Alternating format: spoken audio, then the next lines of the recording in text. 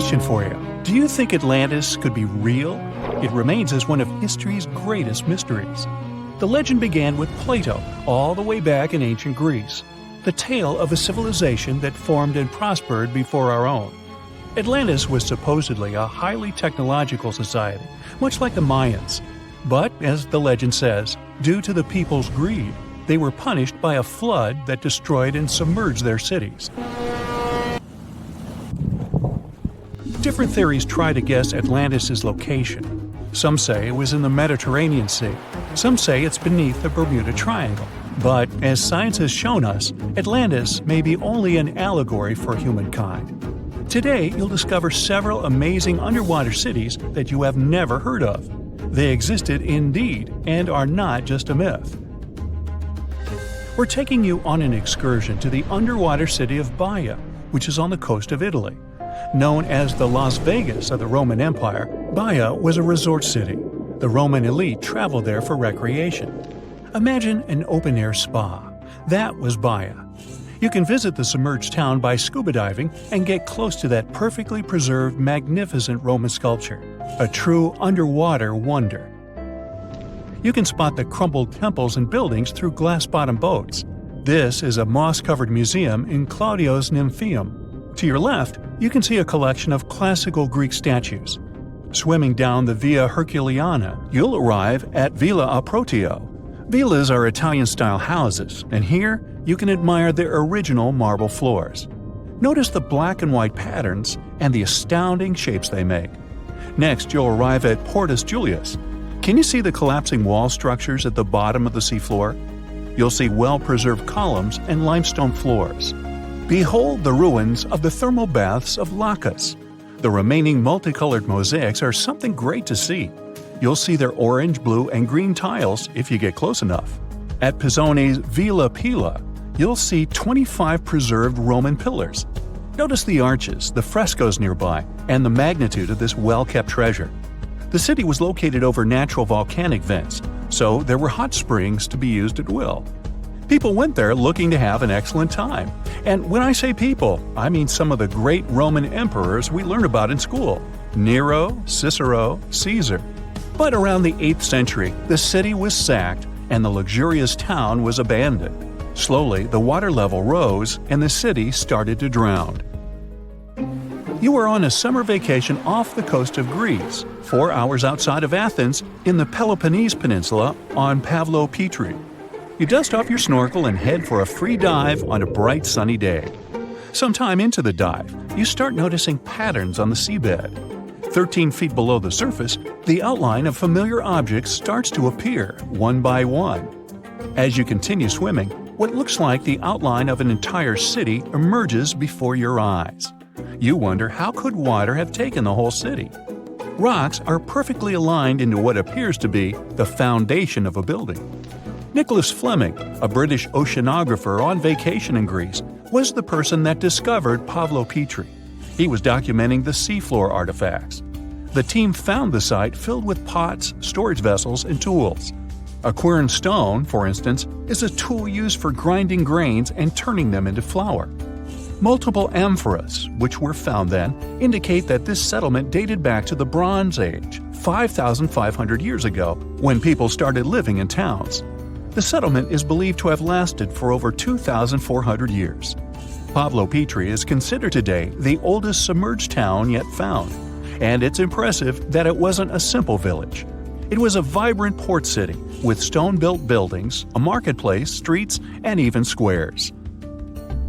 Let's continue our exploration and find secrets in other underwater cities. You are diving off the coast of the Ryukyu Islands. Pacific waters are far from smooth. There's a strong current pulling you into the deep sea. Suddenly, you see a huge structure thanks to the sunlight shining down on the seabed. At first, it looks like Machu Picchu's ruins across the globe in Peru. As you approach it, you slowly figure out its form. A pyramid-shaped structure, arches, staircases. It's something that could have easily been a palace or castle. Could this also be a sign of human activity? What you just saw is known today as the Yonaguni Monument. It also goes by the name of Japan's Atlantis. The entire monument is about the size of 5 football fields and the height of a 5-story building. Its most surprising feature is its expansive terraces that host large crowd gatherings. Explorers and scientists believe that Yonaguni dates back to 10,000 years ago. But whether it is a man-made structure or a natural formation is still under debate. For Japan's top marine geologist, Professor Masaki Kimura, Yonaguni is the heritage of a lost civilization. Kimura has dived into exploring the ruins over 100 times over the past 10 years. According to him, there are clear signs of human activity down there. The Triangle Pool, located on the monument's surface, is a triangle-shaped concave that is a historical symbol of water fountains in the region. There is also a giant turtle carved on the eastern side of the structure. And according to Kimura, turtles have an important cultural meaning. Several pieces of stone tools have been recovered from the site. Their estimated age dates back to 10,000 years ago. However, not all scientists are convinced of the same. For many, Yonaguni is the result of thousands of years of erosion. The fact that the monument is composed of one massive rock leads them to believe that it is not human-made. The defined edges and flat surfaces resemble a natural formation occurrence in Northern Ireland, known as Giant's Causeway. A series of interlocking basalt columns look like the ruins of a palace, but they were the result of volcanic activity in the region. Well, stay tuned for more underwater discoveries. The next stop on our voyage is one of today's most famous underwater cities that has turned into an underwater archaeological park. The city of Port Royal in Jamaica exists today only below the surface. But in 1692, it was one of the wealthiest cities in the Western Hemisphere. Port Royal was the center of the British Empire at the time, and an important trade city that attracted people from all over. It was also home to real-life pirates of the Caribbean. On the morning of June 7, 1692, the people of Port Royal met a different fate than they probably expected. The bars and restaurants beaming with life woke up shaking. People were taken out of bed with the power of a massive earthquake, estimated today at 7.5 on the Richter scale. One survivor says he saw the earth opening up and swallowing the town whole. What he said could be true, as the city was mainly built over sand. The ground sucked buildings, roads, and everyone above. Geysers erupted, and finally, waves as big as 10-story-high buildings hit the city. About 33 acres of the city disappeared underwater, and amazingly, most of its 17th century remains lie in good condition under 40 feet of water. In the ruins, archaeologists have found taverns, storage rooms, kitchens, and recreational buildings used for diverse purposes. You can see a grand lion statue, a submerged bridge, and many picturesque arches. Now, do you fancy a trip to India? Just outside its coast lies another sunken marvel. A site known as the Lost City of Cambay is located on the Gulf of a similar name. It remained hidden until 2001, when the National Institute of Ocean Technology did a routine water assessment. With sonar technology, which sends a wave of sound to the bottom of the sea, they found something far beneath the surface. Images showed well-defined geometric shapes spread along a 5-mile stretch. The remains found dated to more than 9,500 years ago, meaning that this civilization was lost at around the end of the Ice Age. Debris recovered from the site included construction material, pottery, beads, sculptures, and even bones. Scientists argue whether these artifacts are indeed from the site, but if they truly are, then the lost city of Cambay would be the oldest civilization in the world. Ever since Plato wrote about the allegory of Atlantis, humanity has been fascinated with the possibility of the discovery of a thriving underwater civilization. Fancy joining me on a trip to a few historic underwater sites? Let's see what we can find out about ancient civilizations. The first one on our list is what is being called the underwater Stonehenge. Scientists have recently discovered a mysterious pile of cairns that stretch for miles under the shimmering waters of Lake Constance at the borders of Switzerland, Germany, and Austria. Archaeologists began to explore the site back in 2015, and they haven't been able to understand yet what it was actually used for. What they do know is that there is a 12-mile line of 170 human-made stone cairns under Lake Constance. Scientists say this was most likely the result of a combined work of several villages. The cairn site was probably used for some collective purpose. The formations are huge. Some of them are several dozen feet wide. The most amazing discovery so far is that the site dates back to around 5,500 years ago. Now, what were we humans doing back then? We were living in the prime years of the so-called Stone Age. We were beginning to make artifacts from stone and use them to hunt and eat. Can you imagine what a knife and fork might have looked like back in those days? It's no coincidence that scientists call this site the underwater Stonehenge, though. Both sites are believed to have been built around the same period of time. You see, Stonehenge dates back to around 3100 BCE.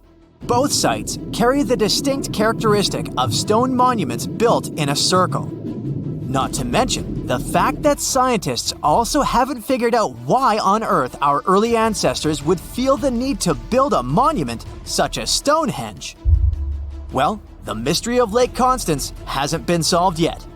Who were the Neolithic people from this area? And for what purpose did they go through such an amount of work and effort to build this huge stone site? Next, we're taking you on a tour of the Ryukyu Islands just off the coast of Japan. You're diving deep down to an archaeological site. But I should warn you, the waters of the Pacific Ocean are far from smooth. It doesn't take long before you see a huge structure, thanks to the sunlight shining down on the seabed.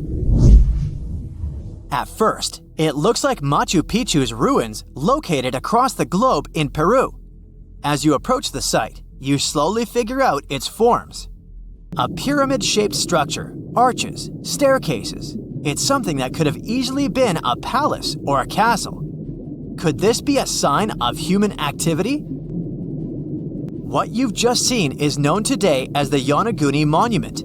It also goes by the name of Japan's Atlantis. The entire monument is about the size of 5 soccer fields and the height of a 5-story building. Its most surprising feature is its expanse of terraces. Explorers and scientists believe that Yonaguni might be 10,000 years old.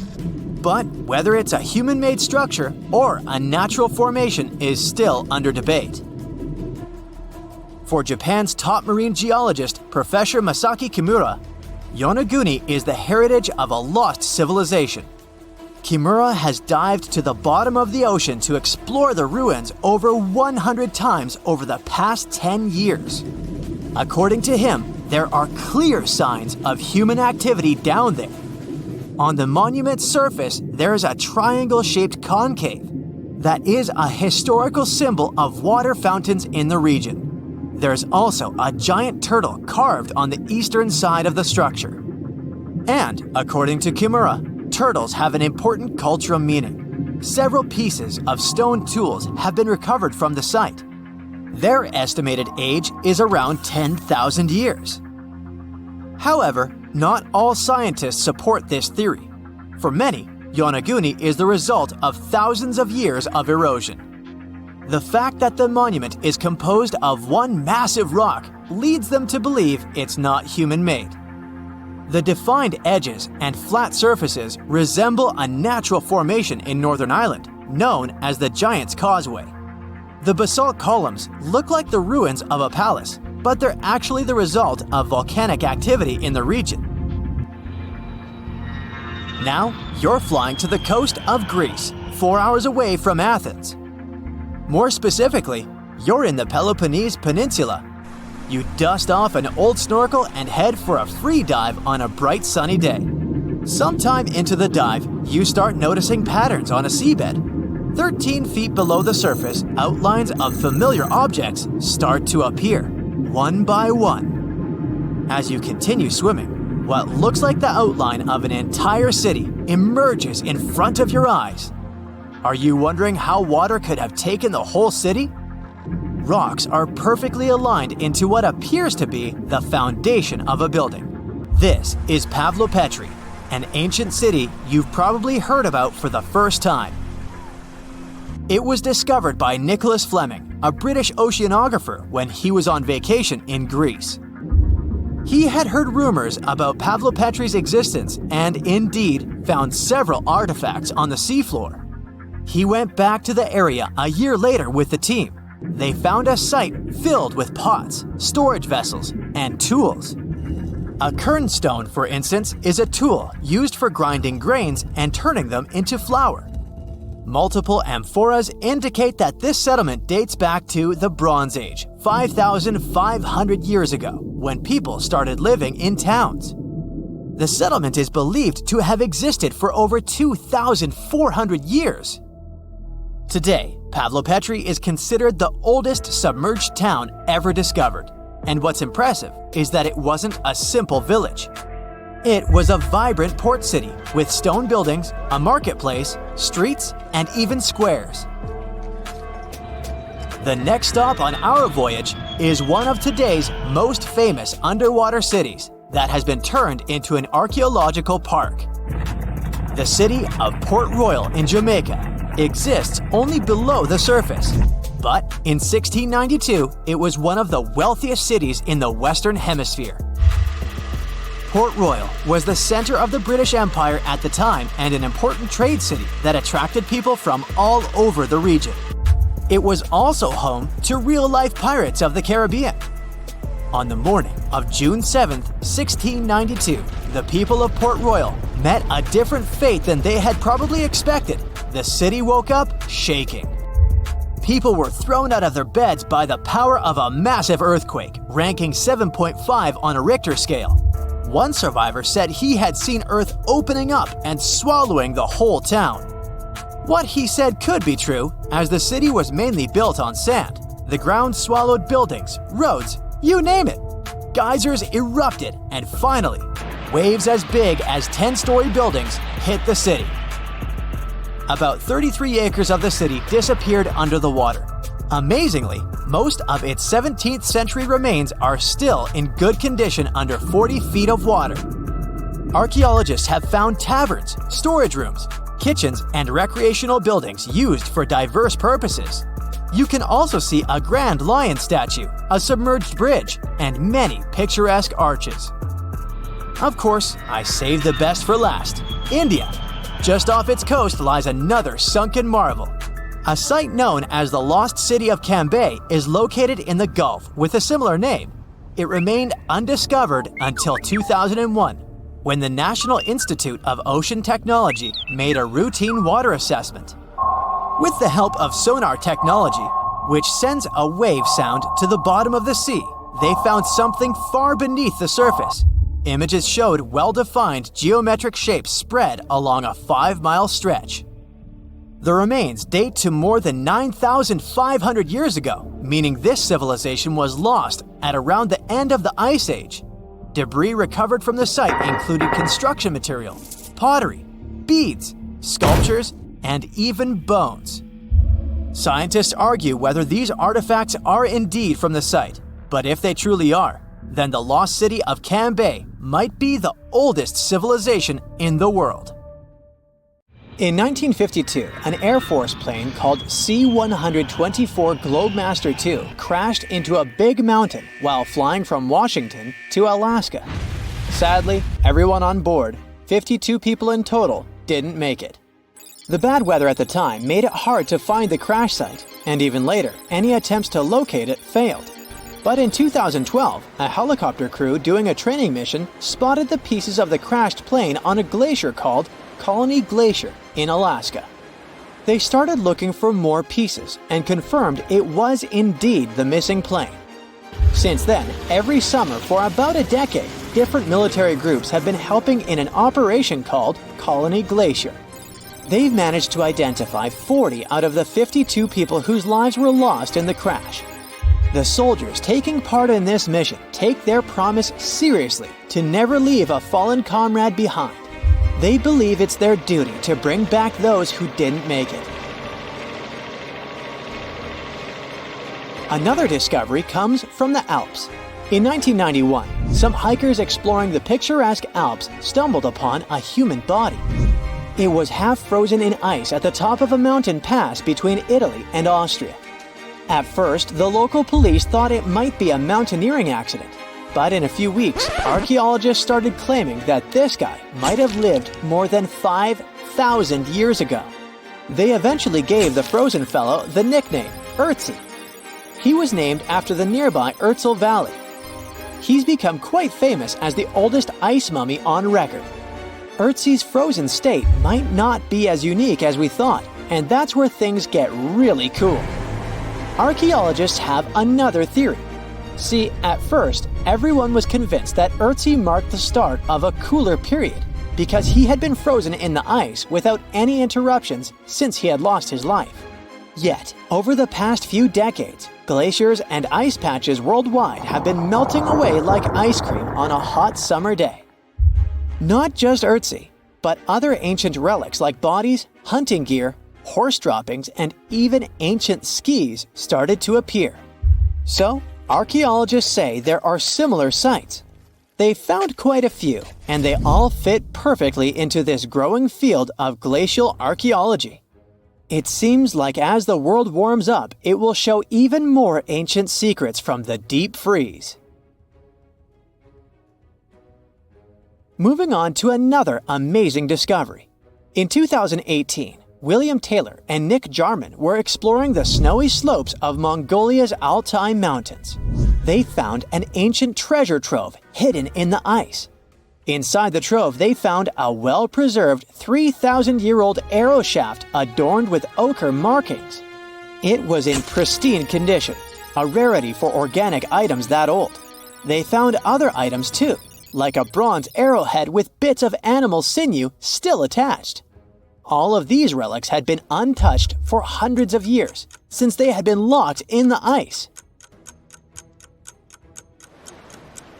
In Mongolia, rising temperatures have melted ice patches that remained frozen for centuries. Similar discoveries have been made in the Yukon, US, Italy, Siberia, and Norway. Thousands of sites have been identified. Yet, scientists are racing against time to document and preserve these artifacts before they're lost forever.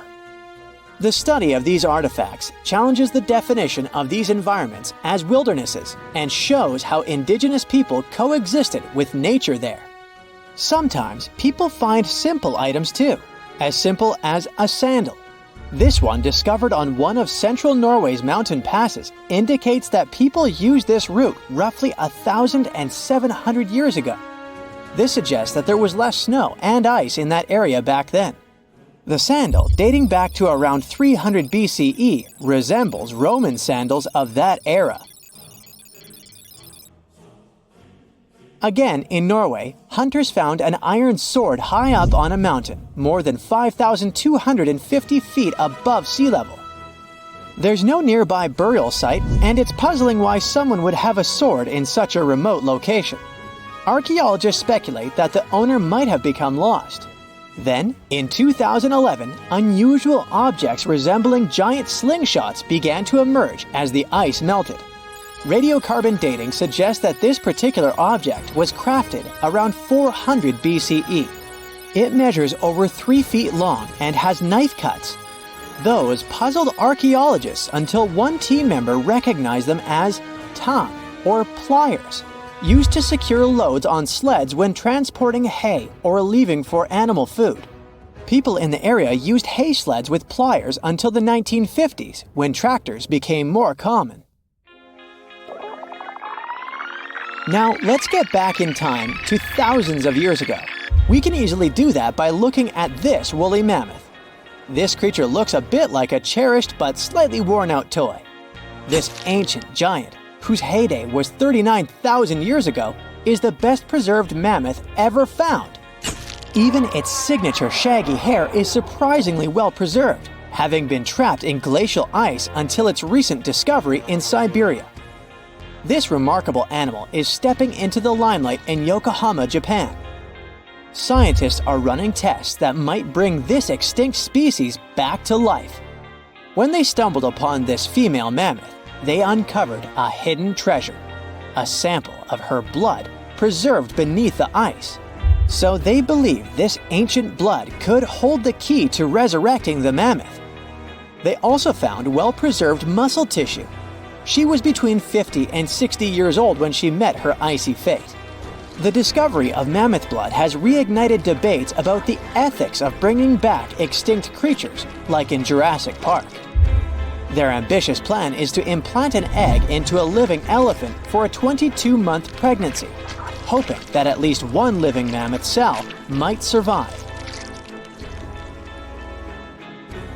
Hop on, we're going to the French Alps. We are at a spot not far from where an Air India plane tragically crashed 46 years ago. We're accompanied by a diligent mountain rescuer and his neighbor. They went to this area after a bunch of tourists had noticed a strange-looking thingy on a glacier. It was a bag. The Indian embassy in Paris got wind of it, and it was all set on getting that bag. What makes it kinda cool is that it had diplomatic mail and Ministry of External Affairs written on it. The Air India flight was on its way from Mumbai to New York when it took a nosedive in January 1966. It took 117 people on board down with it. Guess what else was inside the bag besides the soaked diplomatic mail? It had a stack of old Indian newspapers. So, alongside those, they also found bits of the plane's cabin, a lone shoe, and a bunch of cables. Totally unexpected treasures on that mountain. During the summer of 2013, scientists stumbled upon a message left behind by a geologist named Walker, who had placed it there 44 years before. That message sort of served as the man's last testament. He passed away just a month after hiding the bottle in the rocks on the island. The content of the message was quite astounding. In 1959, Walker had measured the distance from those very stones to the glacier's edge, and it clocked in at a mere 167 feet. By 2013, that distance had ballooned to 400 feet. Researchers are convinced that this stark contrast between the two measurements underscores the consequences of ongoing global warming. Imagine the melting ice in Norway's mountains as a time machine revealing a treasure trove. Nearly 800 Viking artifacts tucked away for over 1,000 years have been unearthed. They give us a peek into the bustling trade networks of the Viking era and the critical role of the mountain passes in this ancient commerce. Among the finds are leather shoes, cozy woolen mittens, stylish tunics, feathered arrowheads, horseshoes, walking sticks, and kitchen gadgets from the Viking chef's toolkit. There are even Viking pack horse souvenirs. These artifacts provide us with insights into ancient travel habits and the peak times when those paths were bustling with activity, and give us a glimpse into the lives of adventurers. Scientists discovered something Atlantis-like near Australia. There used to be an entire continent that's now underwater. Here's what happened to it. Around 70,000 years ago, during the last ice age, there was a huge landmass called Sahul.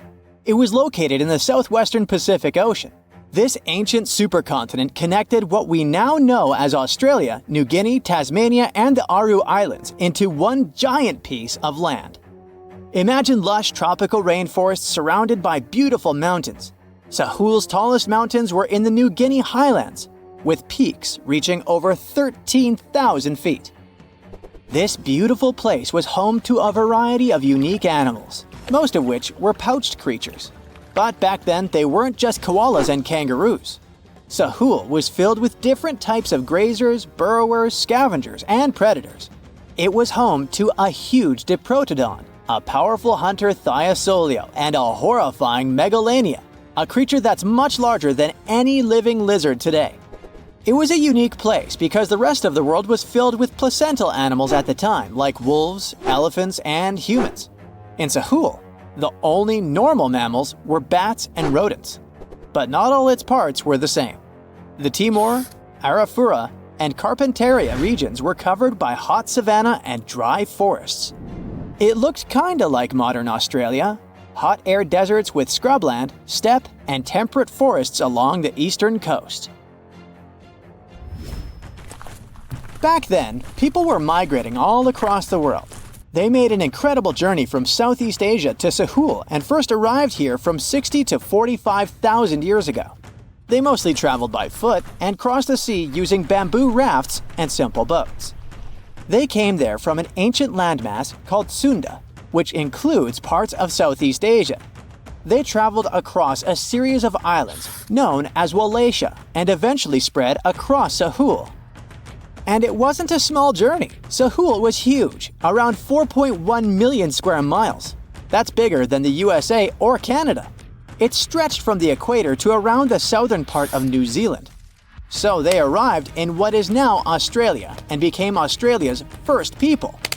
Scientists think that Sahul had a population of 500,000. We've discovered cave paintings that date back around 40,000 years. It's a hunting scene depicting an anoa, or miniature buffalo, facing figures of humans and animals. Researchers are trying to figure out how these early settlers moved across Sahul and where we might find archaeological evidence of their journey. To do this, they created a landscape evolution model. The simulation showed how Sahul changed between 75,000 and 35,000 years ago. It showed potential migration routes and archaeological sites. Humans likely traveled along coastlines and rivers. But how did Sahul get submerged off the coast of Australia, similar to the mythical Atlantis? During the last ice age, much of the Earth's water was locked up in large ice sheets and glaciers. The sea levels were much lower than they are today. After that, the global temperatures increased. The ice sheets melted and the sea levels rose, flooding the land bridges that once connected different parts of Sahul together. About 8,000 years ago, New Guinea separated from mainland Australia. And then, about 6,000 years ago, Tasmania did the same. We still can explore the underwater parts of Sahul thanks to new technology. Divers explore and collect samples directly from the ocean floor. Underwater drones can go to places that are too deep or dangerous for humans to explore. And with sonar mapping, scientists use sound waves to create maps of the ocean floor. It's like using an echo to see what's underwater. The sound waves bounce off the seabed and come back, helping us create a picture of what it looks like. Deep underwater, archaeologists have found stone tools and other artifacts. They also discovered fossils of animals like Diprotodon and Thylacoleo. By studying the underwater terrain of Sahul, they learned about the ancient rivers, lakes, and coastlines that existed during the Ice Age. But Sahul isn't the only underwater continent.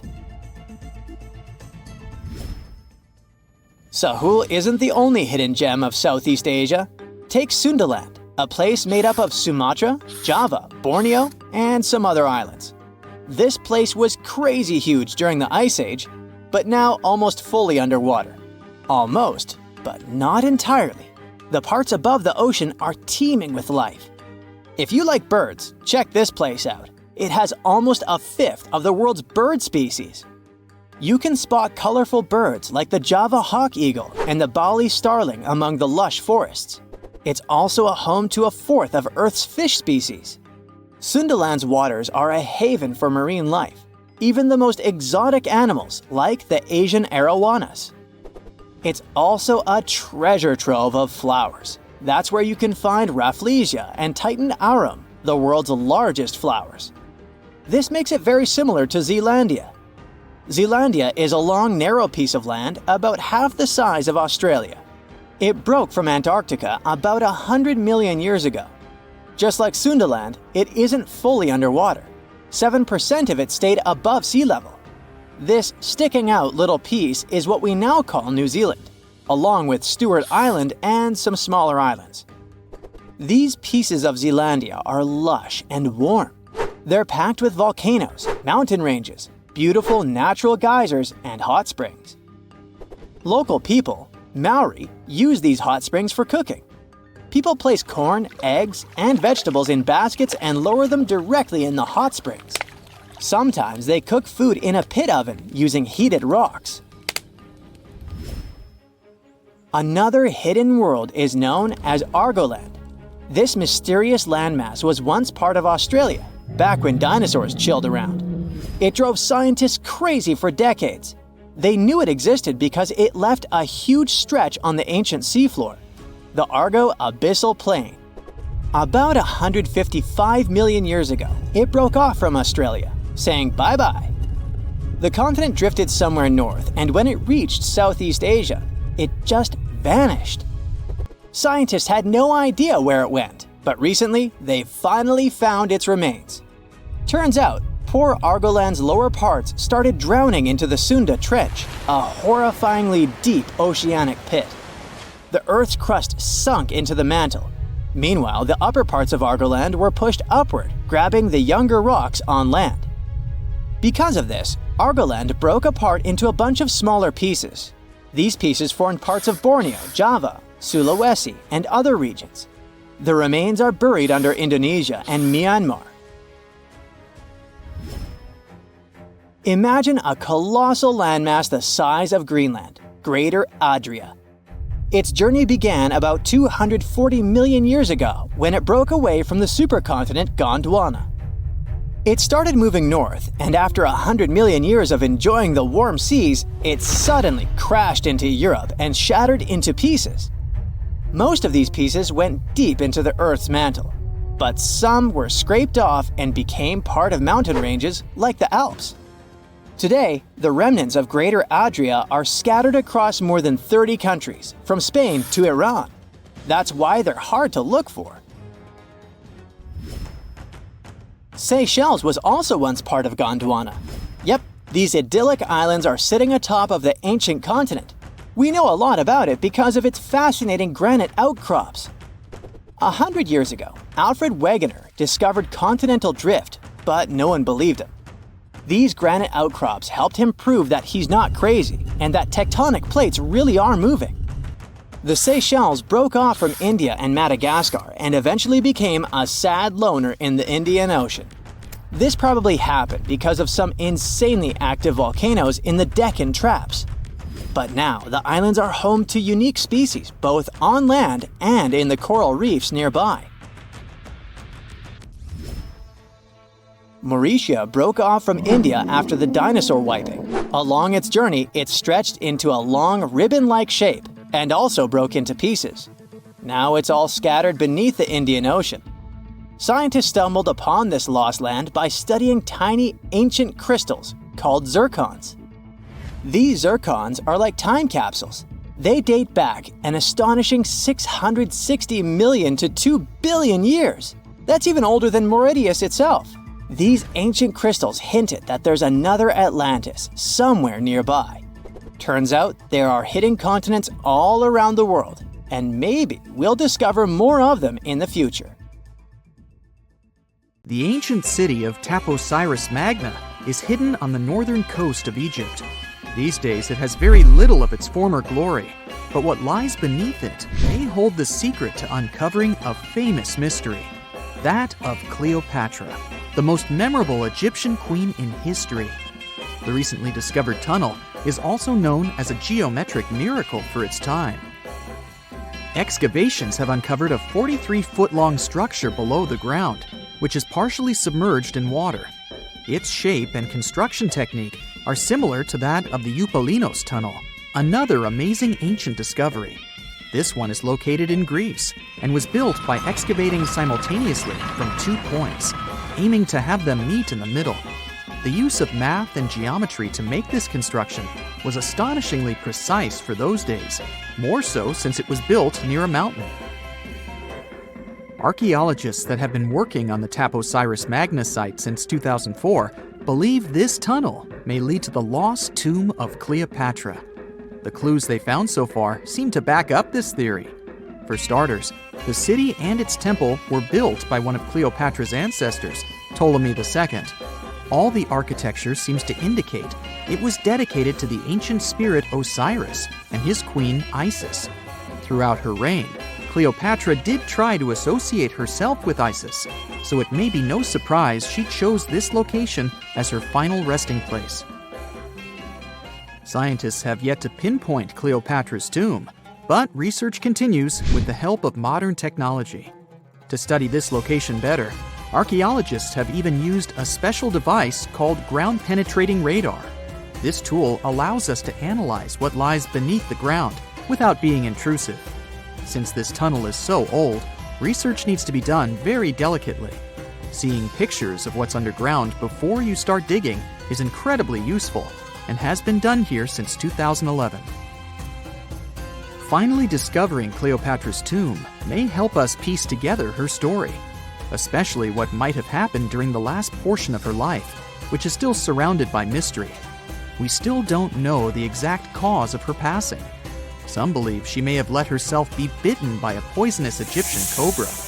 Others have suggested that she was well accustomed to toxic substances, even hiding some in her hairbrush in case she ever needed it. But that's not to say she chose to use it on herself. We do have a lot of other interesting information on Cleopatra that's equally as impressive, like the fact that she had a stylist. Most of the images you've seen depicting this famous queen show her wearing black eyeliner. This look was put together by Airas, a woman known to have been her personal beautician. She traced the long line from her eyes to her temples, a makeup technique still used today to enhance the eyes. Airas was an important figure throughout Cleopatra's life, known also as her confidant and close friend. There are even theories that suggest Airas was there by her side when she passed away. Despite her well-thought-out looks, Cleopatra wasn't as pretty as she's described. Or at least, that's what recent research has pointed out. Sure, if we look at movies and modern imagery, she's depicted as this incredibly beautiful woman with symmetrical and delicate features. However, if we look at coins showcasing her image from back in the day, her looks are rather average. Her image on the coins might have been adjusted, too, to make the queen look stronger in the eyes of her people. So there is no trusted source available to confirm her image, but her description in most pieces of ancient literature speaks of her other qualities, like her voice and personality, not of her beauty. Cleopatra might have been the most famous Egyptian queen to this day, but she wasn't the first choice. She did have an older sister, Berenice, that was initially supposed to take the throne. Berenice passed away before she could do that, so Cleopatra took on the role and began investing in her education. She traveled throughout the country quite frequently, so she could become accustomed to her people and their needs. She was only 18 when the responsibilities were passed down to her, and immediately gained popularity because of her intelligence and education. Her taste in literature was quite good too. She was known to be a fan of Homer, the famed Greek philosopher and poet. Cleopatra loved to write as much as she loved to read. There are even claims that she wrote a book on medicine and cosmetics, but we have no evidence to this day that such work ever existed. Part of being a great leader back then meant you had to speak multiple languages. Cleopatra clearly understood that, and that's why she's rumored to have known many languages to varying degrees. Some archaeologists suggested she spoke Greek, Egyptian, and Ethiopian, as well as many Arabic dialects. She might have even spoken Latin, but there's little evidence to support this claim. She might not have had angelic looks, but Cleopatra was really careful with the way she looked, even with her diet. She was known to have enjoyed simple meals, including a variety of fish. Since she lived close to the Mediterranean Sea, it's really no surprise. As a treat, she liked to eat stuffed pigeons, which she also served to her guests. Other dishes on the menu included vegetables and fava bean soup. Fruits and nuts weren't missing from her diet either, and she was also a big fan of honey. Recently, a team of experts has even tried to recreate her famous perfume. Think of it like the ancient equivalent of Chanel No. 5. Cleopatra was known to be a fan of luxurious scents, which she believed could even influence how people treated her when they met. The basis of this scent is myrrh, a resin gathered from a local tree. Other ingredients added to the mixture were also found back in the day, like cardamom, olive oil, and cinnamon. The results may not be quite as delicate as the perfumes we know and use today. Its consistency was way thicker, and the scent lasted way longer. When she was at the height of her power, Cleopatra might have been the richest person in the world. Back in the day, she ruled over a territory that stretched across the Mediterranean, from modern-day Libya in the west through Egypt to Syria in the east. This is the largest territory ever ruled over by a woman. In today's currency, her worth might have been somewhere around $95 billion. The calendars we use today may have been introduced by Cleopatra herself. She presented the idea of leap years and leap days to Caesar, the Roman emperor she was known to have been close with. Taking her advice, Caesar made these adjustments part of the official Roman calendar. The ancient Egyptians already knew the year was longer than precisely 365 days.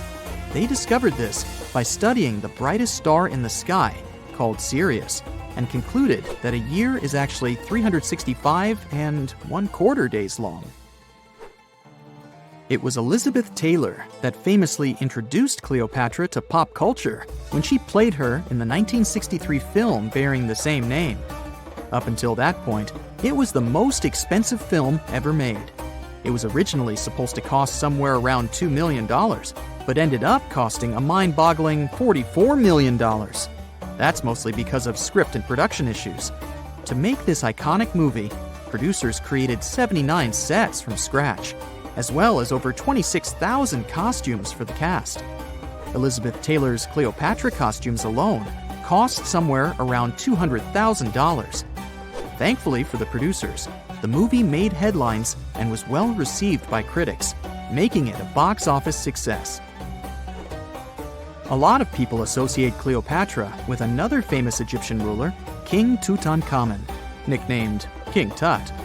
Surprisingly, apart from both of them being Egyptian pharaohs, they have nothing else in common. For starters, King Tut lived around 1,300 years before Cleopatra did, and there is also no connection regarding their ancestry. Cleopatra had Macedonian Greek roots, while King Tut was a native Egyptian.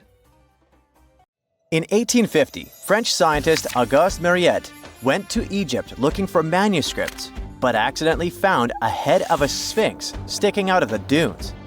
He cleared the sand and figured out the sphinx was guiding the entrance to some underground construction. Several months later, he finally entered the Serapeum of Saqqara. Inside, he found an enormous granite sarcophagi with remnants of 64 bulls. Scientists are still amazed by the tech that the ancient Egyptians used to transport those enormous boxes. The Serapeum was built around the year 3000 before the Common Era. It was an underground tomb built to honor the sacred Apis bulls of ancient Egypt. It had a long hallway, almost 500 feet long, with giant stone rooms on both sides. Some of the sarcophagi weighed as much as 50 average cars, and all of them were made with super precision with exact 90-degree angles. These sarcophagi were beautifully decorated with hieroglyphs and carvings that told stories about the lives and importance of the Apis bulls. Now, there are 24 sarcophagi left. In ancient Egypt, Apis bulls were very special animals connected to the deity Ptah. They thought the bulls carried Ptah's spirit and wisdom, helped the pharaoh, and protected the Egyptians. Priests looked for special markings on young bulls to find Apis bulls. It could be a white triangle on its forehead, which symbolized divine light, a shape on its back like a vulture's wing, and a scarab shape under its tongue, which stood for rebirth. If a bull had these signs, they believed it was chosen by Ptah and treated it like royalty. The chosen bulls lived in a special temple in Memphis, the city where they worshipped Ptah. They received the best care and offerings from visitors who wanted their blessings. When an Apis bull passed away, it was treated with great honor and mummified. When Mariette entered the Serapeum, he noticed traces of rollers on the gallery's floor and found 2 wooden horizontal winches. Each had 8 levers. Later, other explorers saw double rails. The burial chambers were lower than the hallway floor. To get the boxes into place, workers filled the chambers with sand so the sarcophagi could be rolled in straight. Then they slowly removed the sand to gently lower the boxes into perfectly cut spaces in the bedrock. A carved stone sign found in the Serapeum said it took 28 days to move just one sarcophagus and its lid into its spot during the time of Ptolemy II. The extreme precision of the sarcophagi with 90-degree angles also has an explanation. Ancient Egyptians wrote texts, or rather, papyrus, on geometry a long time ago. It shows that they knew the approximate number pi and could calculate the volume of a pyramid with its top cut off. If they could figure out complicated math like that back then, it makes sense that they could also carve perfectly flat surfaces 500 years later. All this sounds pretty legit, but some people think certain things don't add up here. The size of boxes is way larger than the size of bulls, yet they buried pharaohs in tiny coffins that barely fit their bodies. The sarcophagi are made out of granite with crazy precision, and they could have just used limestone, which would have made things way easier. The transportation of the boxes seems pretty simple, but only in theory. If one person could pull about 440 pounds, then at least 250 people would be needed to pull just one box. The tunnels in the Serapeum are really narrow, only about 2 feet wider than the boxes themselves. There's no way hundreds of people could have squeezed into those tight spaces to pull the boxes. And even if they did, how would they turn the box in the cramped corridor, lower it into its niche, and place it perfectly in the middle? Somehow they did this 24 times, and every box is centered perfectly. Plus, the chambers were dusty, and there were no signs of soot from lamps. This means they must have worked in almost complete darkness. The real use of the boxes could also be different. A long time ago, even before the Egyptian pharaohs ruled, the local people already knew how to use fermentation. It happens when tiny organisms called yeast eat certain ingredients like starch and turn them into gas and ethanol. So someone in ancient Egypt probably put food like barley, bread, and even meat inside a giant stone box, then closed it tight with a heavy lid. These stone boxes, carved from granite, were so precisely made that they were almost completely sealed, so nothing could escape from it. As the yeast inside the box started working, it created more and more CO2 gas. It built up pressure inside the box. The granite boxes were incredibly strong. They could handle more pressure than a car tire can hold. When granite was squeezed under such pressure, its crystals produced a tiny electric charge. This effect was possible because granite contains quartz, a material that reacts to pressure this way. The process also needed meat or animal parts, possibly to help the yeast grow better. Meat contains something called oleic acid, which yeast needs to keep growing and to survive the bad effects of the ethanol it produces. As the pressure inside the box kept growing, the combination of gases and electricity made these boxes not just ancient fridges, but powerful energy systems. Over time, the pressure inside got so strong that it could push the lid open and the gas would escape with a pop. But when people rediscovered the Serapeum in 1850, they found old drawings that showed piles of stones stacked on top of some of the box lids. So, someone long ago probably tried to make the lids even heavier by adding extra weight to make it harder for the gas pressure to push them open. This extra weight also meant the quartz crystals in the granite could keep creating more electricity under all that pressure. If someone opened one of these stone boxes thousands of years later, they would only find bones from bulls that were placed in the box. And that's exactly what Mariette discovered in the 1850s. They opened the Serapeum for visitors soon after the first excavations in the second half of the 19th century. Prince of Wales even had a luncheon with his guests in one of the sarcophagi. Sands and earthquakes made the site inaccessible for a while, but now you can visit it again and try to solve the mystery yourself. With new tech, we could have answers to many other historical mysteries soon. A team of scientists at Chicago's Field Museum of Natural History recently used a special CT scanner to learn more about ancient Egyptian mummies without unwrapping them. They gently rolled 26 mummies on custom carts out to the parking lot, where the scanner was waiting. It took thousands of detailed X-ray pictures of each mummy and their coffins. When all the pictures were put together, they created 3D images that showed what was inside, the skeletons, and some artifacts. The scientists hope these images will help them understand ancient Egyptian burial practices from over 3,000 years ago. Even though the scanning process only took 4 days, it might take 3 years to study all the data. But scientists were able to learn some personal details about the mummies. One of the most popular mummified individuals at the museum, Lady Chineta, was a woman who lived in ancient Egypt about 3,000 years ago.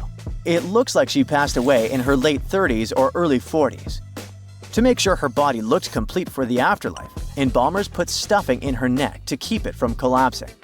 They also placed artificial eyes in her sockets, so she would have eyes in the next world. She was wrapped in fancy linen and placed in a beautifully decorated coffin. The scans revealed that it had been carefully crafted with a slit at the back, which embalmers used to fit the body. There were also some artistic details on the surface, like markings for her knees. It looks like her burial was on the scale of a high-end luxury car. When you hear the word mummy, you might get a chill down your spine. That's because most of us associate this word with those creepy characters we've seen in some scary movies. But in reality, mummies have helped us understand a lot about ancient civilizations, their rulers, and about how people used to deal with losing their loved ones.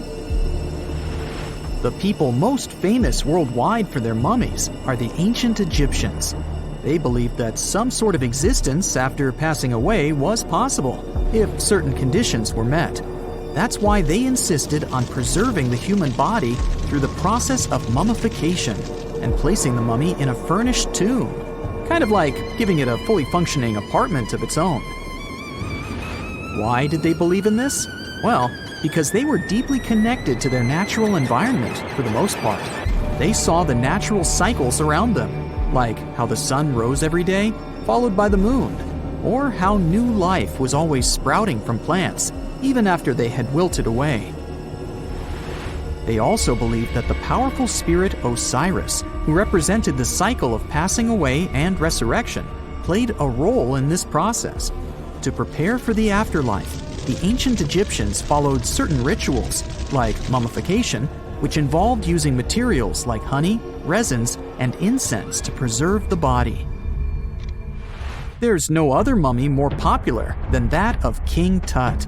He was a young pharaoh who ruled over 3,000 years ago in Egypt. The problem with discovering ancient royal tombs is that most of such burial sites were previously robbed. People knew ancient rulers had been left with many valuable belongings, so those locations became vulnerable to thieves. When King Tut's tomb was opened in 1922, people were excited because it had not been robbed, like many other previously discovered royal tombs. That's how well hidden it was.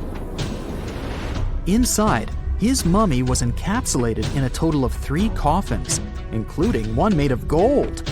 The objects found in his tomb showed us what ancient Egypt was like, and studying his mummy also helped us learn about the culture and practices popular at the time when he passed away.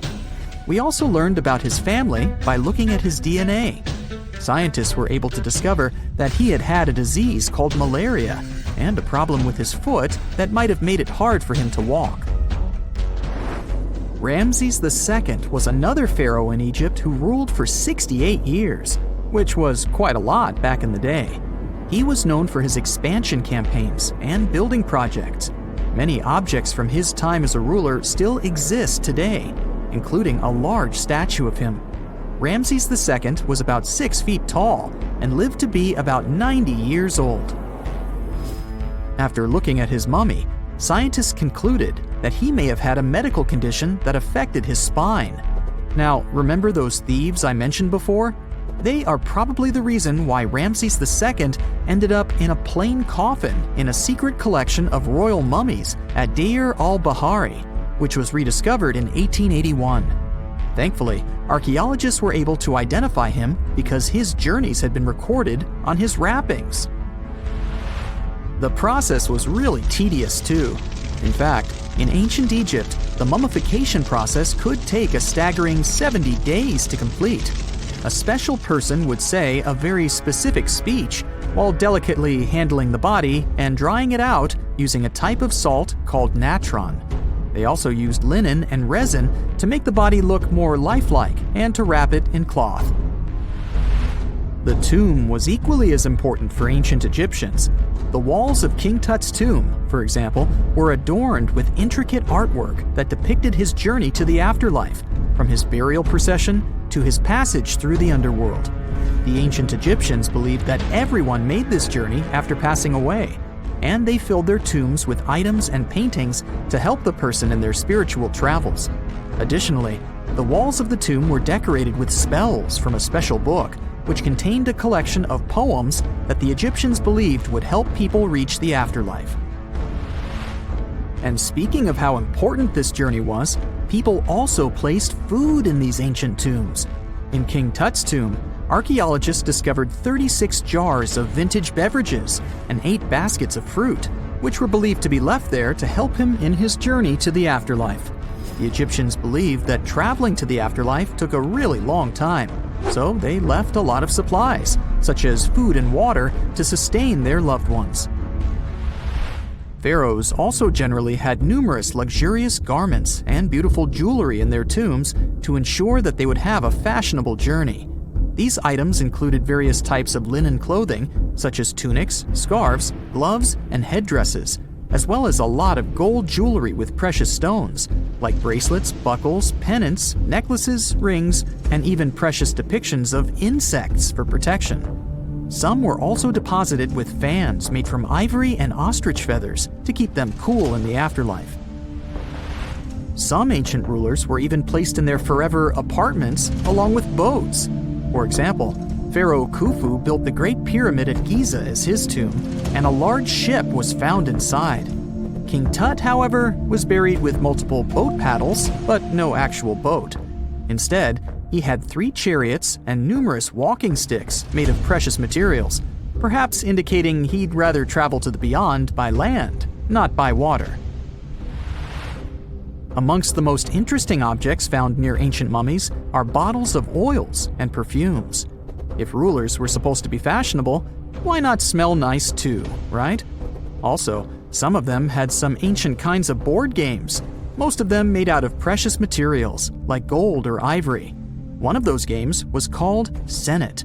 It was very popular amongst the ancient Egyptians and very similar to modern-day chess. The ancient Egyptians may have the most famous mummies out there, but they weren't the first to invent the procedure. In fact, it all started in South America with an ancient civilization named the Chinchorro. As far as we know today, these people were the first to mummify their loved ones that had passed away. They did it somewhere around 2,000 years before the Egyptians started their own rituals. Sure, we can tell a lot about ancient rulers by studying these mummies, but until recently, we had no idea what they really looked like during their lifetime. Not so long ago, though, some very special mummy paintings were found by archaeologists studying ancient Egyptian objects. These mummy portraits are highly detailed paintings of individuals that were made while they were still alive.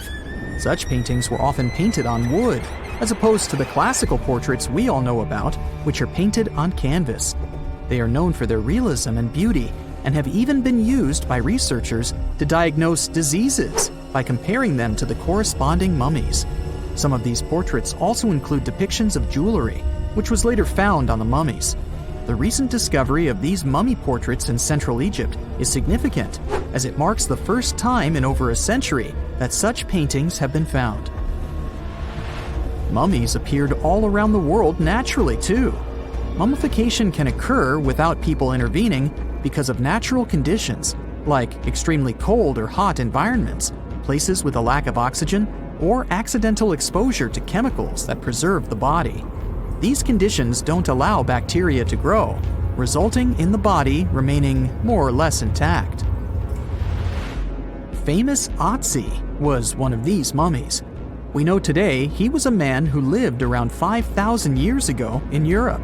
But upon his discovery in the Alps in 1991, Austrian authorities initially believed that he was a modern mountaineer because of how well preserved the body was. However, after the Iceman was removed from the glacier, it was determined that he was actually from the Copper Age. Ooh, so check this out. Researchers just found some super old footprints from a family of extinct humans, like we're talking 300,000 years ago. The prints belong to a group of Homo heidelbergensis. Ooh, that's a tough one, but I nailed it. So those dudes were pretty advanced for their time. They were building homes and hunting big animals. But unfortunately, they couldn't handle climate change and disappeared about 28,000 years ago. No, they weren't sissies, trust me. The weather was really tough back then, and they couldn't just go grab a down jacket like you do. So, the University of Tübingen crew made the discovery in Germany, where they found the perfectly preserved prints in a forest by a lake. Apparently, elephants, rhinos, and other critters used to come relax by the lake, and so did this Heidelberg family. The scientists believe they were probably just a family outing rather than a group of adult hunters, since there were little kid footprints too. And depending on the season, they could munch on plants, fruits, leaves, shoots, and mushrooms around the lake. Experts even found tracks from an extinct elephant species that used to weigh up to 13 tons. Now, can you imagine seeing one of those in person? Just so you know, 13 tons is about 45 times as heavy as a pig. Oink. They were digging around in Stonehenge when they stumbled upon some elephant tracks that were 21 inches long. That's like the length of a really big ruler. They even found wood fragments in the ruts that the elephants had left behind. But wait, there's more. They also found a rhino print from the Pleistocene era, which is pretty wild. It's the first time they found a footprint from this particular species in Europe. Who knew rhinos had such big feet? Except those whom the rhino stepped on. Meanwhile, over in New Mexico, some British and American archaeologists found some ancient human footprints that date back 23,000 years. They used radiocarbon dating to figure out when these footprints were made, and it turns out they were stomped into the mud during the last glacial maximum. That's when ice sheets covered much of North America and sea levels were lower than they are now. Now, we've always thought that humans first made their way to North America between 13,000 and 16,000 years ago. But these footprints suggest that our ancestors were wandering around way earlier than that. Some people even think that humans might have been hanging out in North America as far back as 33,000 years ago, although not everyone is convinced. Alrighty, if there were footprints, there must have also been some shoes too, am I right? Well, researchers may not have found signature Gucci loafers, even though they've been around since 1953, but they did find a cave in Armenia full of ancient artifacts from the Copper Age. And guess what? Those artifacts included a seriously well-preserved shoe that's now the oldest footwear ever found. That footwear was made from a single piece of cowhide leather, which is pretty rare today, despite all the fancy schmancy technological upgrades we've got today. Talk about premium quality.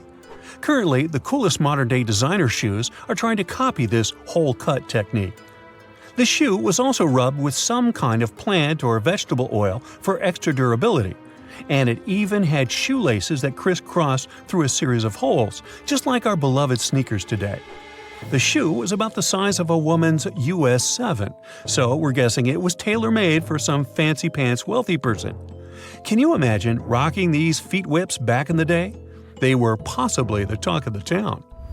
Now, since we're talking about shoes, have you ever had that gross feeling when you step in something sticky? Especially if you're wearing a brand new pair of white sneakers? No, not what you're thinking. I'm talking about chewing gum. It's a total buzzkill to have it stuck to your shoe. A super cool British archaeology student named Serapeum found a 5,000-year-old piece of Neolithic chewing gum made from birch bark tar while on a dig in Finland. It even had tooth marks in it. Who knew our ancestors were into chewing gum too?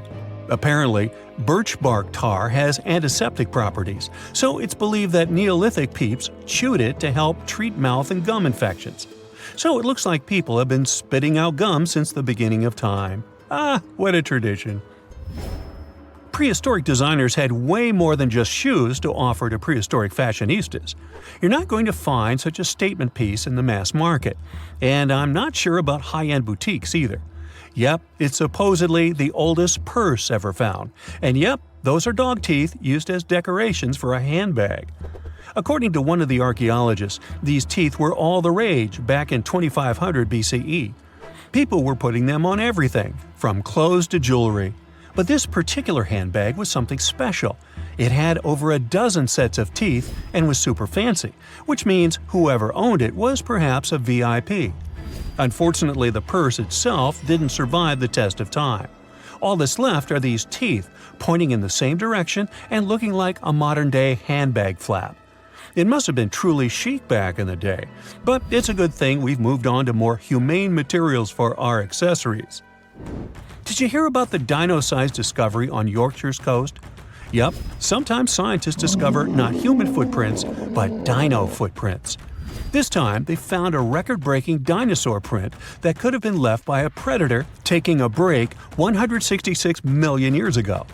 Can you imagine a T-Rex lounging on the beach with a smoothie in hand?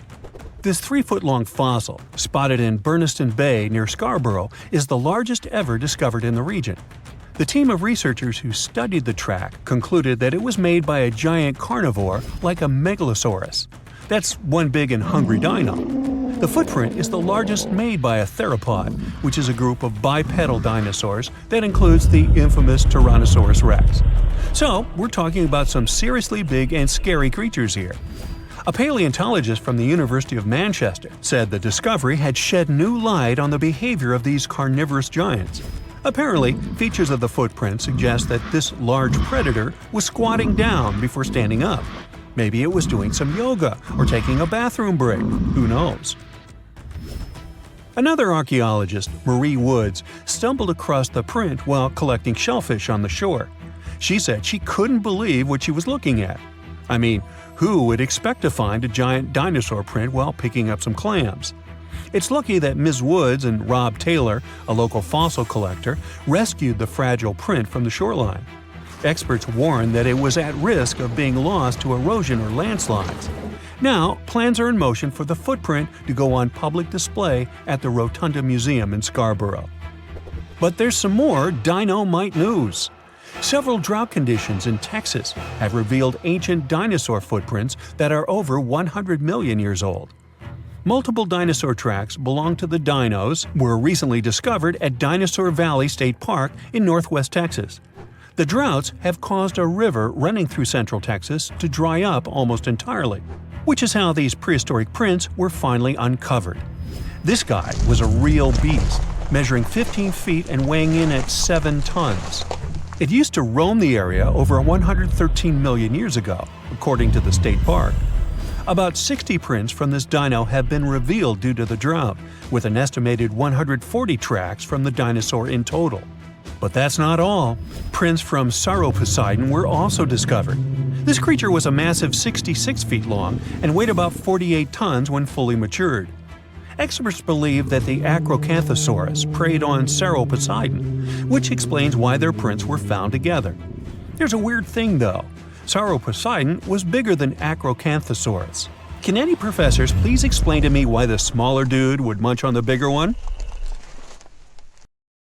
In 2011, scientists from Chile found a weird-looking fossil in Antarctica that looked like a squashed football. Almost 10 years later, the rock just sat on a shelf in Chile's National Museum of Natural History with no specific label. It went by The Thing in the museum because it looked like something from a science fiction movie. When the scientists finally got their hands on the strange fossil, it turned out it was actually a giant softshell egg from around 66 million years ago. This one is more than 11 inches long and 7 inches wide. A regular chicken egg is just 2.5 inches long, and an ostrich egg is almost 6 inches long for comparison. So, the Thing won the title of the biggest softshell egg ever found and the second largest egg of any animal we know of. The only bigger egg that was ever found was that of the extinct Madagascan elephant bird, which is also 1.5 times as tall as Michael Jordan. The bird, not the egg. The Antarctic egg is also special because it's the first fossil ever found in this part of the world. So, whoever left it there must have been one big creature, probably a giant sea turtle that lived long ago, like a mousosaur. This is surprising because most scientists thought these creatures didn't even lay eggs, so this discovery could change what we know about them. The egg is also unique because it has a thin eggshell and no pores, which is totally different from most dinosaur eggs. It actually looks more like the eggs of lizards and snakes, but it came from a giant creature related to these animals. No known dinosaurs or flying reptiles from that time and place were big enough to lay such a huge egg, so it must have been a mosasaur after all. But we can't be 100% sure. Scientists did a lot of work and studied 259 types of living reptiles, like lizards and snakes, and their eggs. From this, they figured out that the mummy who laid the egg was probably at least 23 feet long, not counting her tail. During the late Cretaceous period, this part of Antarctica might have been like a nursery. Paleontologists have found bones of tiny mosasaurs and plesiosaurs in the same area, along with bones from the grown-up ones. Archaeologists in Norway made another cool but literally discovery and found dozens of arrows that had been hidden in ice for 6,000 years. They were melting out of a large ice patch in the high mountains, covering an area of about 45 football fields.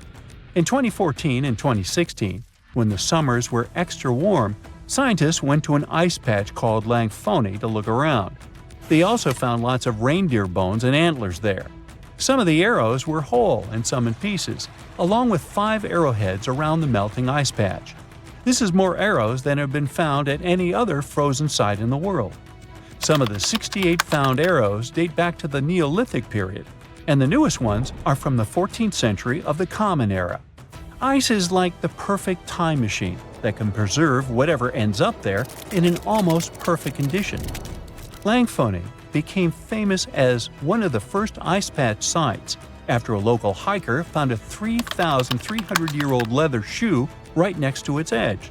Scientists are studying places like this to understand how people use these sites and how the ice patches from Norway to North America changed over time.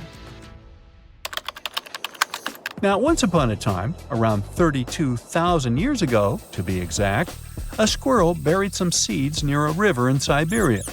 Am I the only one getting the Ice Age vibes? Anyway, these seeds belong to a plant with cute white flowers.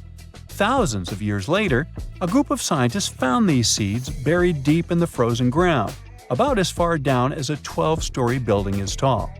The seeds were surrounded by ice and bones of animals, like mammoths, bison, and woolly rhinoceroses. The mature seeds had been damaged, maybe by some squirrel, but some of the younger seeds still had good plant parts inside them. The scientists carefully took those out and put them in small containers to help them grow. And here comes the coolest part. They were able to grow the plants. Their flowers were shaped a little differently from the flowers of the same plant that grows today. After a year, the Ice Age plant even made new seeds. Based on this, the scientists suggested that permafrost could be a depository for an ancient gene pool, and we could find extinct species there and bring them back to life. Scientists on an icebreaker in Antarctica were looking for whales but found something way more unusual. The camera behind the ship, which is as heavy as a car, detected 16 million icefish nests on the floor of the Weddell Sea. The nests were located about every 10 inches in all directions and covered an area of 93 square miles, which is slightly bigger than the whole of Washington, D.C. The colony even had a distinct border, which was a line in the sand. The scientists were in the area because they were studying a special spot in the ocean where the water was a little warmer than the water around it. In this warmer water, they found tiny animals called zooplankton near the top. When the young icefish hatch, they swim up to this area to eat the zooplankton before going back down to the seafloor to grow up and have their own offspring. Since there was so much food, it made sense to see icefish in this warm water. But they didn't expect to find such a huge number of icefish nests, much more than anyone had ever seen before. New Zealand's Antarctic Heritage Fund found some old photo negatives in a hut in Antarctica. They turned out to be unique images from the Ross Sea Party. It was a famous failed expedition led by Ernest Shackleton. He wanted to become the first person to cross Antarctica by land, from the Weddell Sea to the Ross Sea, passing through the South Pole. But things went wrong when their ship, the Aurora, was blown out to sea. They had to use the hut from another explorer, Captain Robert Falcon Scott. His goal was to be the first person to reach the North Pole, but sadly, he didn't succeed either. The negatives were made of cellulose nitrate and were found stuck together in the small box. The Trust took the negatives back to New Zealand, where they carefully separated them and discovered 22 hidden images. Many of the photos were damaged, but the Trust could still recognize some familiar places around McMurdo Sound, a well-known area in Antarctica. No one knows for sure who took the pictures. In December 2021, some scientists noticed a strange mark on the Larsen ice shelf, a giant sheet of ice off the eastern coast of Antarctica. They thought it might be a river flowing under the ice, so they drilled down over 1,600 feet to check it out. They expected to find water, but they didn't expect to see that the water was full of fast-moving creatures called amphipods. The scientists also found that the water in the underground river had unusual layers of currents moving in different directions, which they still don't fully understand. Another surprising thing happened during their research. On December 20th of the same year, a volcano erupted far away in Tonga, and the pressure waves from the eruption were detected all the way down in the ice river in Antarctica. It shows how everything on our planet is connected, even in the most distant places. Recently, scientists made an astonishing discovery that might solve Stonehenge's mystery. They found something hidden deep within the DNA of Stonehenge's sarsen rocks, the huge monolithic ones, and it might reveal why our Neolithic ancestors designed and built this thing in the first place. Over the years, scientists have been scratching their heads trying to figure out where the huge sarsen rocks came from. For years, they believed they came from a quarry just 15 miles away from the site, known as Marlborough Downs. At this site, they found similar minerals to the ones that make up the sarsen rocks. But it turned out there was more to this story than they thought. The understanding of how Stonehenge was built is always changing. Scientists need to really travel back in time to uncover its mysteries. Where did the rocks come from? How were they carried? Why was the site built? You see, the Stonehenge site, located at Salisbury Plain in England, is made up of two main types of stone. There are the super heavy sarsens and the lighter and smaller bluestones. The sarsens each weigh about 25 tons. That's as much as 3 African elephants stacked together. The heaviest sarsen stone, called the heel stone, weighs 30 tons all by itself. Together, the sarsens make that iconic outer ring circle. Inside that circle, that's where you'll find the bluestones. The naming might seem a bit misleading since they're not really blue. They have a bluish tinge to them when they are freshly broken, hence the name. These smaller rocks probably came from the Preseli Hills in southwest Wales, which is about 150 miles away from Stonehenge. They're a bit lighter than the sarsens, but still pretty heavy. The altar stone, which is classified as a bluestone, is the heaviest one, weighing around 6 tons. Its original location still isn't known for sure. To figure out where a rock came from, scientists first have to study their composition. This is like checking the rock's DNA. Then they cross-reference the structure of the rock with minerals in the soil to see if it's a match. Most of the sarsens we see around southern England are actually made of a type of sandstone known as silcrete. Think of silcrete as sand that's been hardened by underground water processes over millions of years. This process mostly happened during a period called the Paleogene, about 65 to 23 million years ago. These sarsen rocks didn't form in one big slab, but in patches, like nature leaving little rock gardens all over the place. Scientists reason the sarsens spread out randomly, forming in isolated pockets. Over time, many were buried under layers of clay and chalk, which helped preserve them. When ancient builders were on the lookout for materials, these sarsens must have looked perfect for something impressive like Stonehenge. Actually, sarsens have been used in everything, from Roman villas to medieval churches, and even in things like road curbs and old field walls. One could say these rocks were the it material for ancient builders, and continue to be popular even into more modern times. This fact made scientists start wondering that maybe not all sarsen stones that were used to build Stonehenge came from the same place. They've identified sarsen sites all over the UK, in places such as Oxfordshire and Kent. After hundreds of years of studying the sarsens, geologists finally had the right type of technology to determine the origin of the stones. Now, I wish I could tell you that it was some undisclosed location very far away from the site. But, as it turned out, the sarsens were originally from Westwoods, the forest near Stonehenge.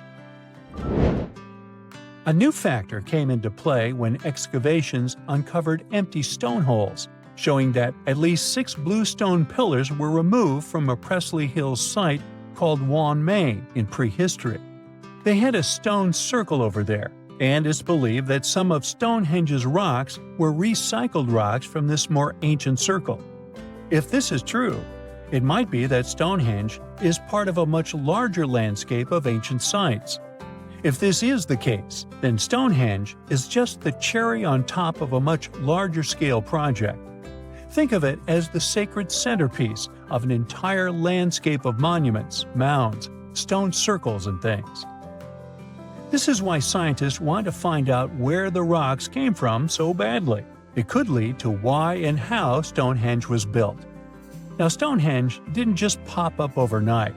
It was built in several stages over hundreds of years. It's likely that it wasn't a single unified vision, but more like a big community project that evolved over time. With each generation, the builders brought in their own ideas, creating a stone structure that would last for ages.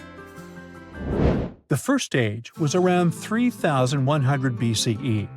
That's when people dug out a circular ditch and likely set up some bluestones as sort of a starter ring.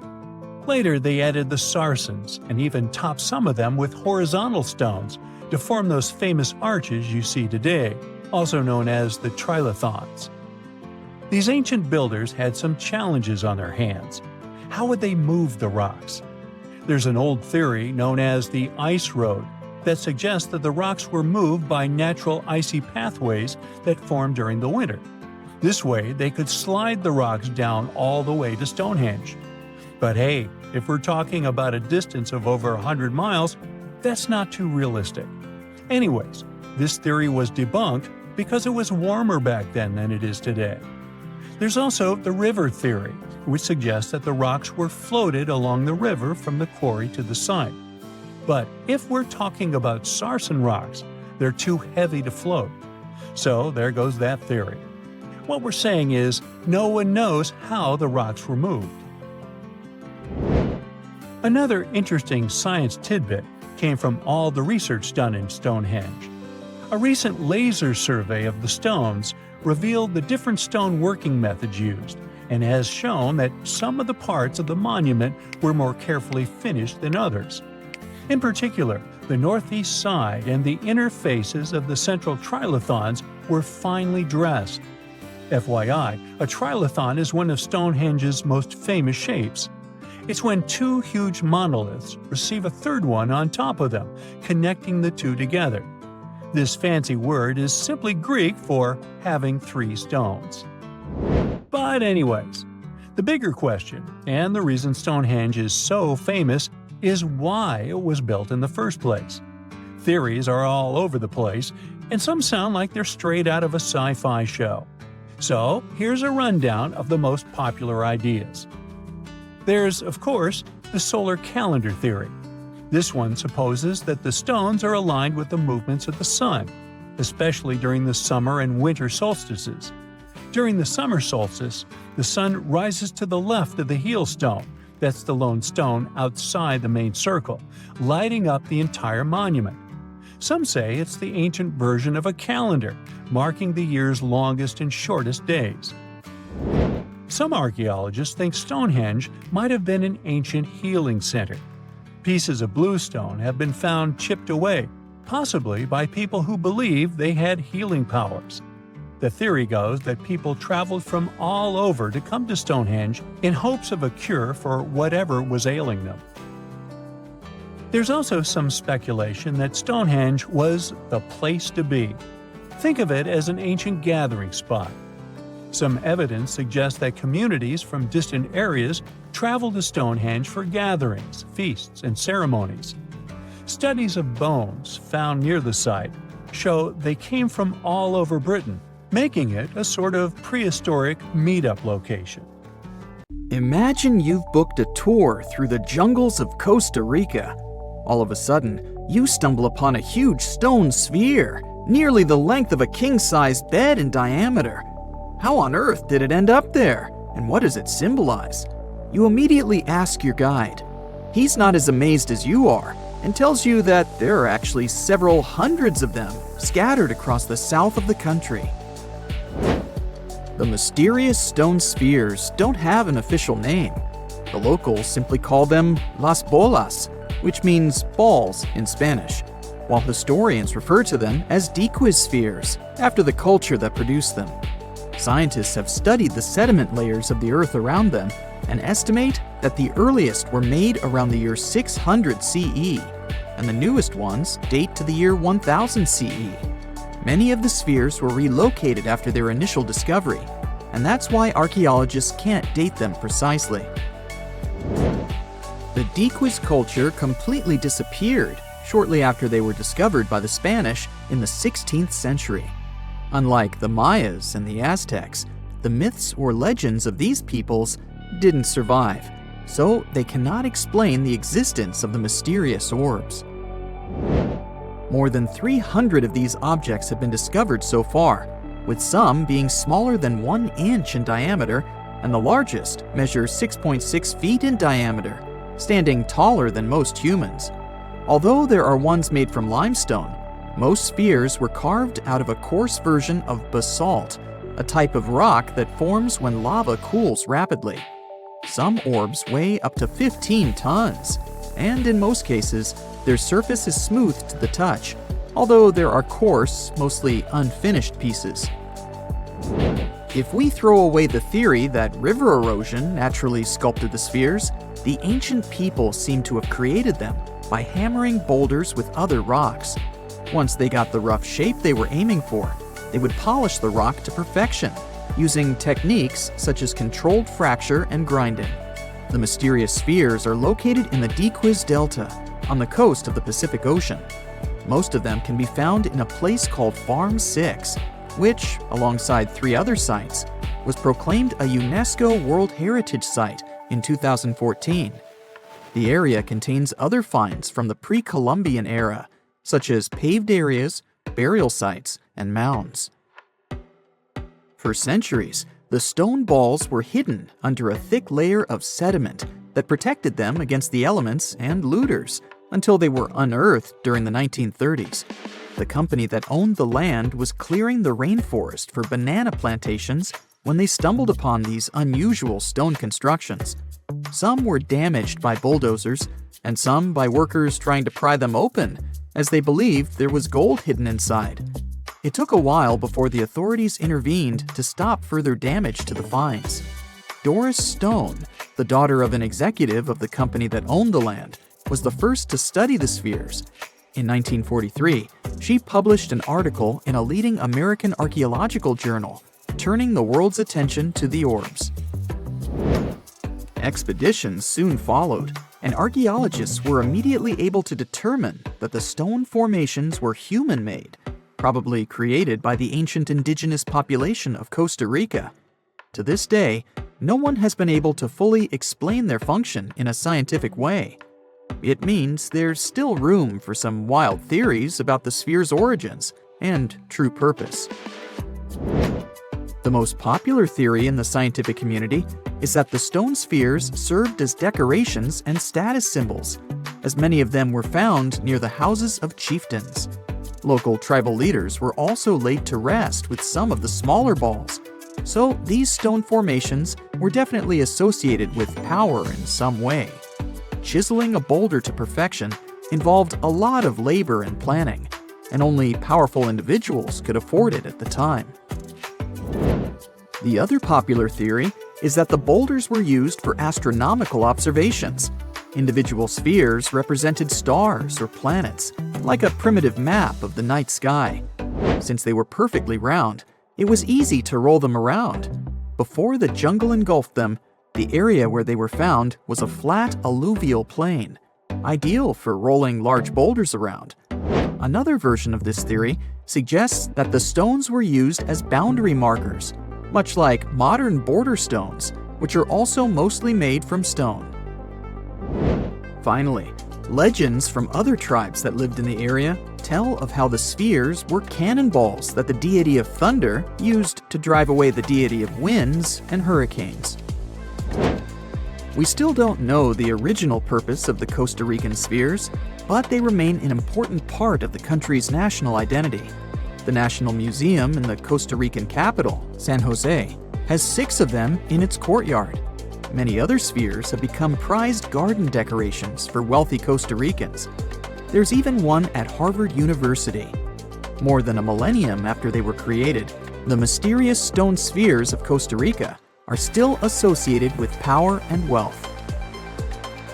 In terms of numbers, the stone orbs are not perfectly round. They are rated as nearly perfect, at 96% spherical in shape.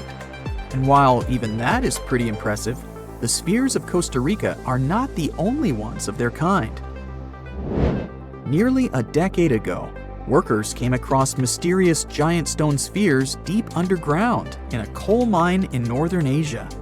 The surface of the spheres, which measured a little over the length of a human footstep in diameter, was unusually smooth, and people tried to explain it somehow.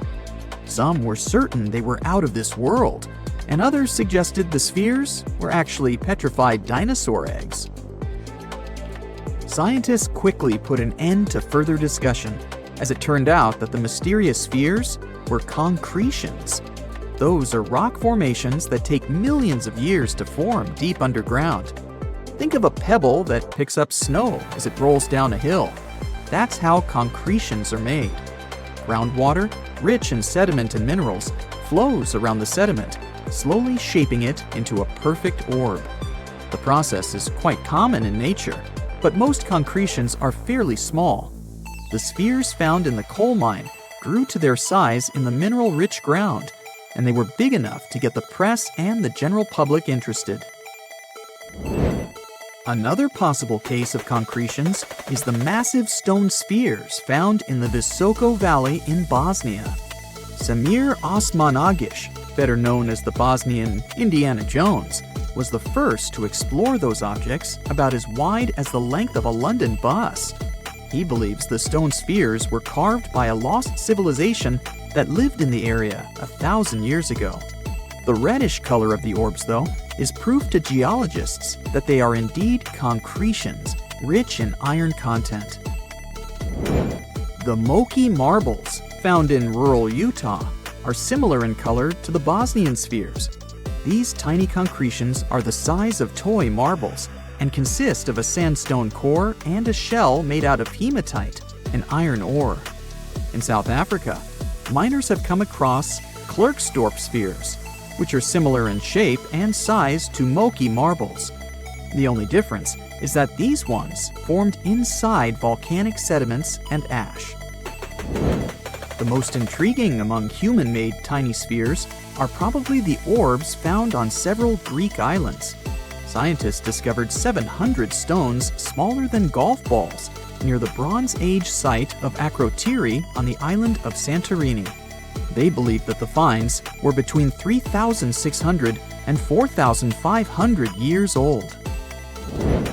When they compared all the stones' variations in size and color, the archaeologists concluded that these enigmatic stones could have easily been the oldest board game ever made. With the help of artificial intelligence, scientists are now trying to work out the rules of this game. When you think of an epic desert scene with blazing sun, endless dunes, and those magical little oases, you probably picture the legendary Sahara, right? But what if I tell you that 11,000 years ago, this vast expanse of hot sand looked totally different than it does today? Yeah, I don't know, I wasn't around then. But I'm told that back then, what we now call a desert was a lush paradise, brimming with lakes, rivers, grassy plains, and even woodsy forests. So, where did all this water go? There are many stories about the distant past of our planet when deserts were covered with jungles and forests, and then something happened, like changing climates or colossal earthquakes, and it all turned green lands into dunes. But how about a theory that Sahara became a desert because of humans and goats? The Sahara has seen its fair share of wet and dry drama throughout the ages, mostly thanks to little shifts in Earth's orbital tilt, causing variations in how much solar radiation hits the atmosphere. There were even times called the African humid periods, when the rain would pour in and transform the dry landscape into a bright green haven. But between 8,000 and 4,500 years ago, something really funky happened to this region. Certain areas went from humid to dry way too fast to explain it by just orbital changes. In the blink of an eye, the lush Sahara turned into the Sahara we know today. Now, if you ask scientists why it happened, they will tell you, oh, it's just poor parameterization of the data. Bet you didn't get it, did you? What? Well, right, let me translate it from scientific to common human. It means they really don't know the answer themselves, and they got a bunch of missing puzzle pieces. But as scientists sifted through ancient dirt and pollen samples, they spotted a quirky trend. Wherever there were pastoralists, also known as humans with their domesticated animals, the plant life seemed to shift. It was as if every time humans and their furry friends meandered through the greenery, they turned it into scrub and desert right behind them. Oops. Yep, chances are that by overgrazing, humans were sapping moisture out of the atmosphere, since plants give off moisture, which helps make clouds and making things even sunnier, leading to a quicker end of the humid vibes. Plus, our ancestors may have been getting a little too cozy with fire for land management, further speeding up the desert takeover.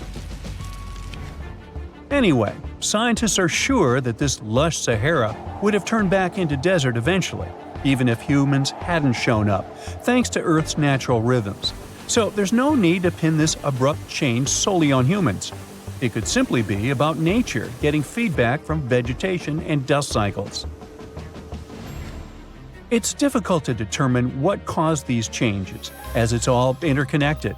During the last humid period, the Sahara was filled with hunter-gatherers. As things got a little drier, they started herding animals for food. The weather pushed people to herd cattle. It's also possible that grazing sped up the landscape degradation.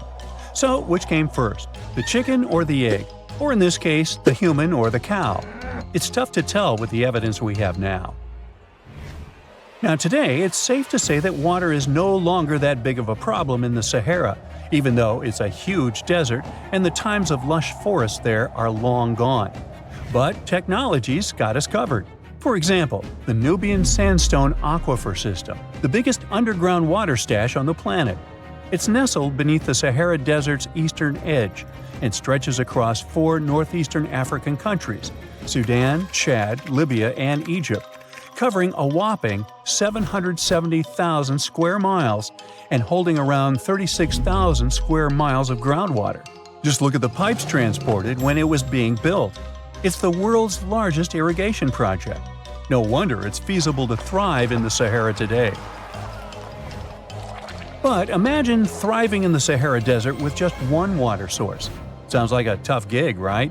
But the ancient Garamantes did just that, surviving and even thriving for nearly 1,000 years without monsoons or rivers flowing to their desert paradise. These clever folks were the trendsetters of urban life in the sands, and even the Romans couldn't help but notice their genius. While many thought they were just desert-dwelling savages, the Garamantes were busy building an empire in one of the toughest climates on Earth. But how did they do that? Well, they got crafty and dug a whole bunch of underground tunnels to tap into a massive sandstone aquifer. They were literally squeezing every drop of life from under the dunes. But recently, research showed that the Garamantes weren't just hardworking, they were pretty lucky too.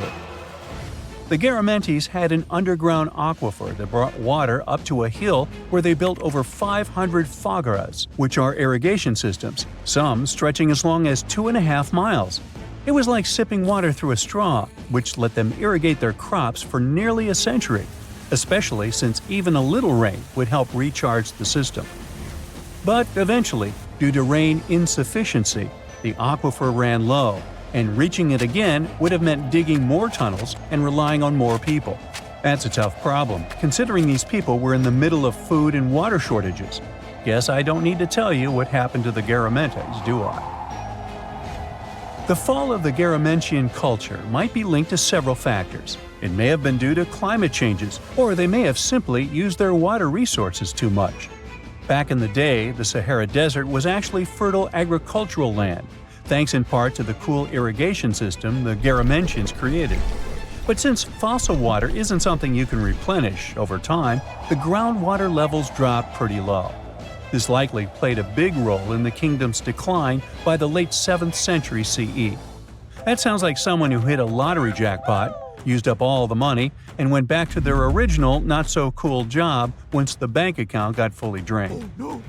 Oh, by the way, even if the Garamantes left some secret wisdom messages for us, the chances are we'll never get what they wanted to tell us. Nobody really knows what language they used, and their texts are nearly indecipherable to us today. But let's go back to the Green Sahara. So it transformed into a desert about 4,500 years ago.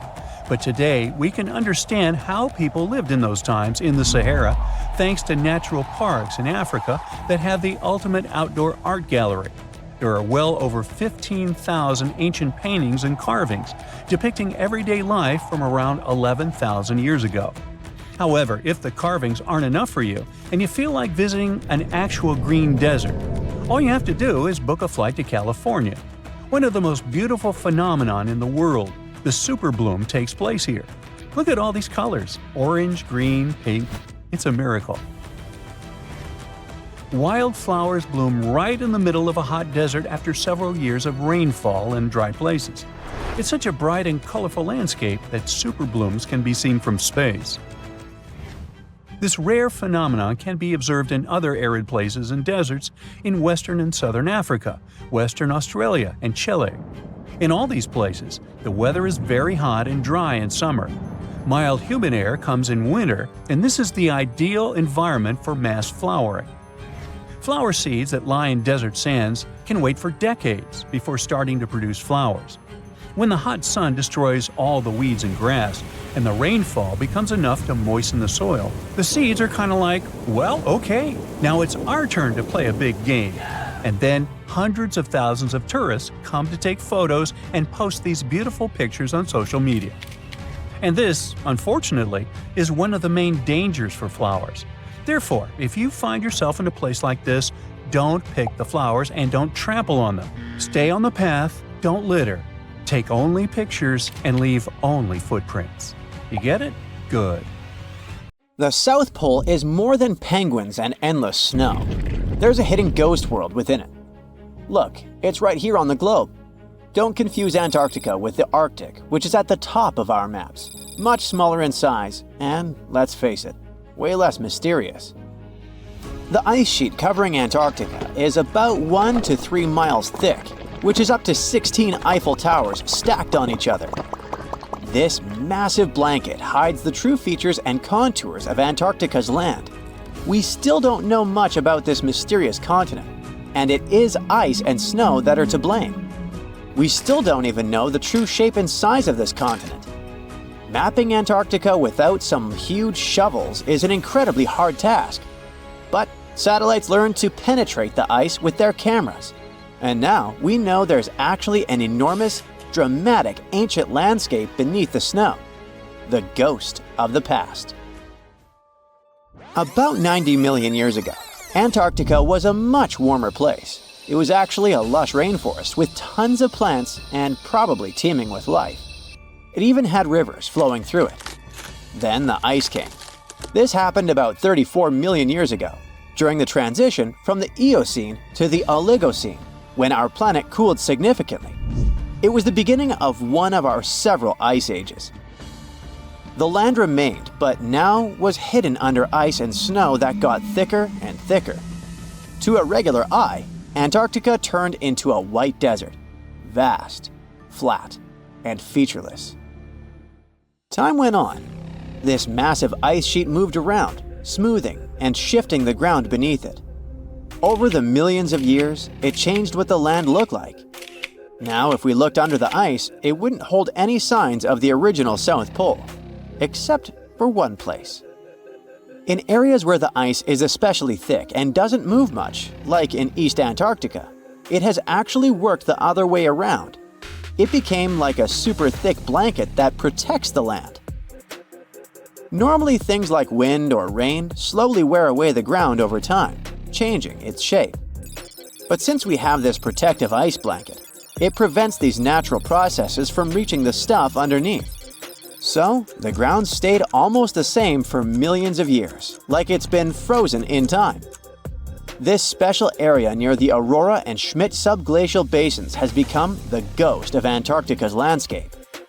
This place was barely touched even since it was first covered in snow 34 million years ago.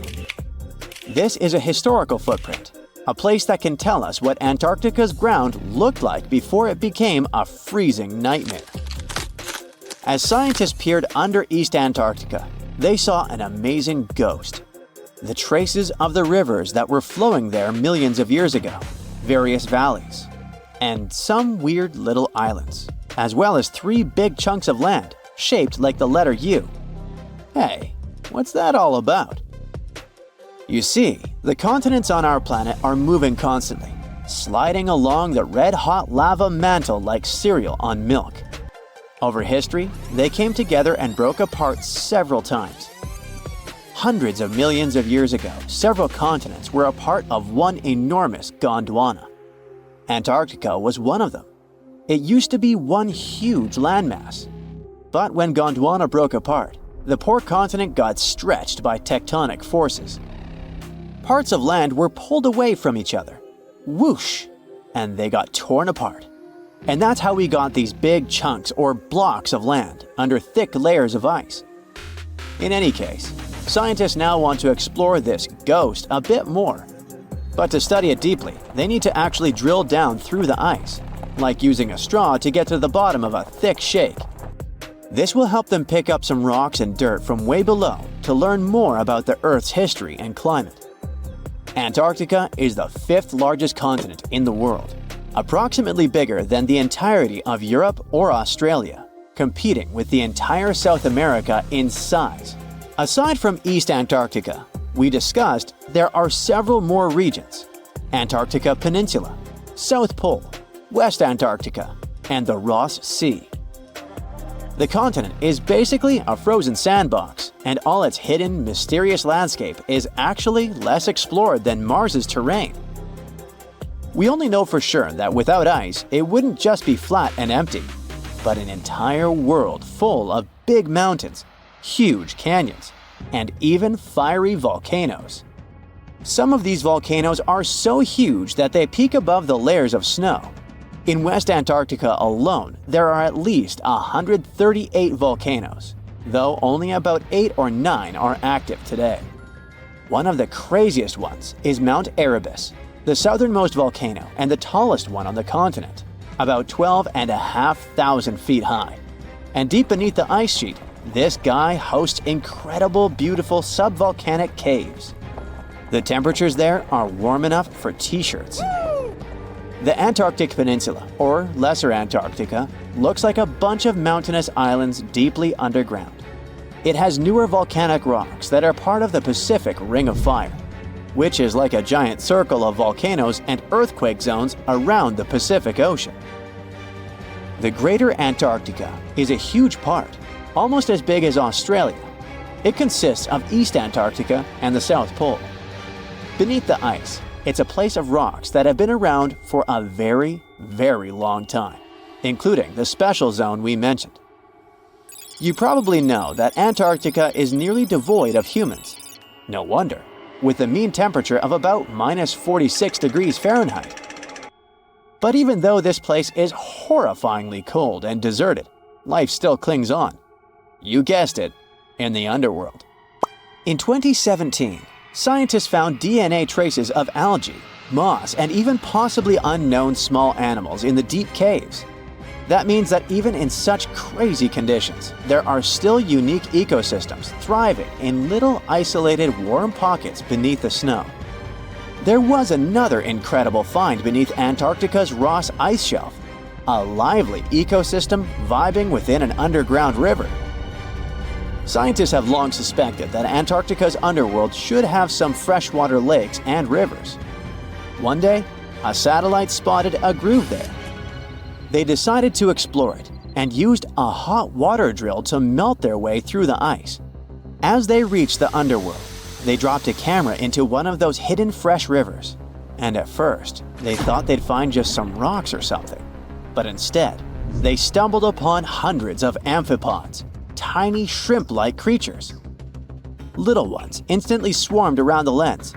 Shrimps blocked the camera and scientists couldn't check out what they wanted to. Pretty funny.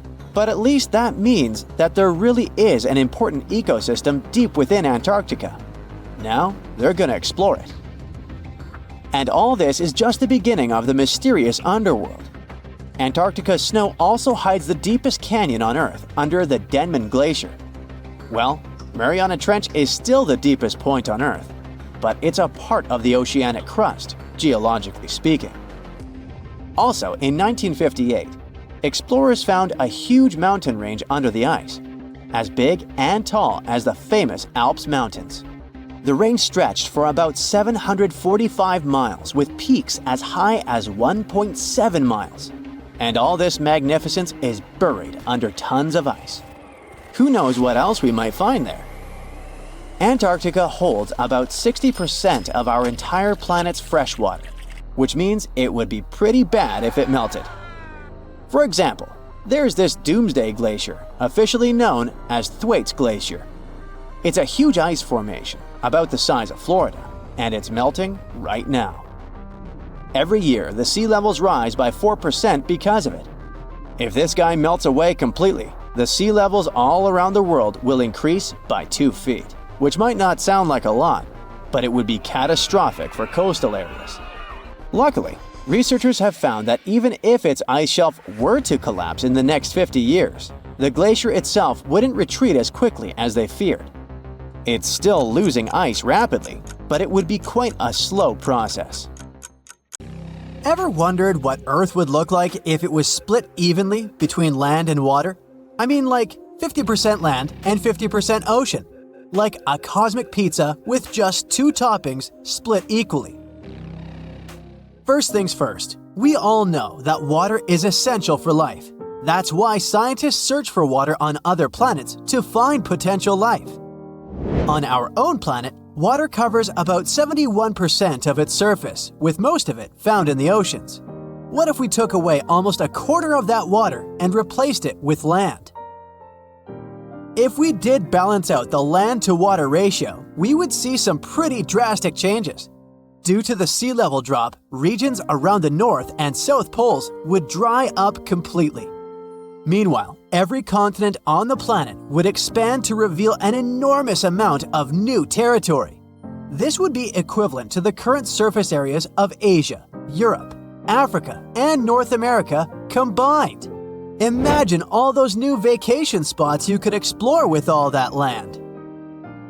This shift in the ratio of land and water wouldn't be all sunshine and rainbows though. With much less water covering the surface, our ocean currents would get messed up, leading to a destabilized climate. This would mean colder temperatures around the poles and even hotter temperatures in the already scorching equatorial regions. Rain levels would drop, creating dangerous droughts and new deserts in many inland areas. Let's not forget about the creatures living on Earth. Plants, animals, and humans would all need to adapt to being less dependent on water. Some animals may even evolve to be smaller, or switch to a strictly carnivorous diet due to water scarcity. And sadly, lots of life forms in our current oceans would struggle to survive, which would be a huge bummer for all the fish lovers out there. Let's try to imagine a totally different scenario for our planet next. Back in 1884, the press reported on an astronomer who claimed to have discovered a cubic planet beyond Neptune. We've sure come a long way since then. We've come to know that in our universe, there's no possibility of planets being square, at least based on the information we have today. Let's travel back in time to 4.5 billion years ago, when our own planet was just a hot mess of gas and dust. As this chaotic cloud collapsed, a hot star formed and began to attract all nearby matter with its gravitational pull. Eventually, a rotating disk formed around the star, and collisions between particles led to the formation of massive bodies, planets.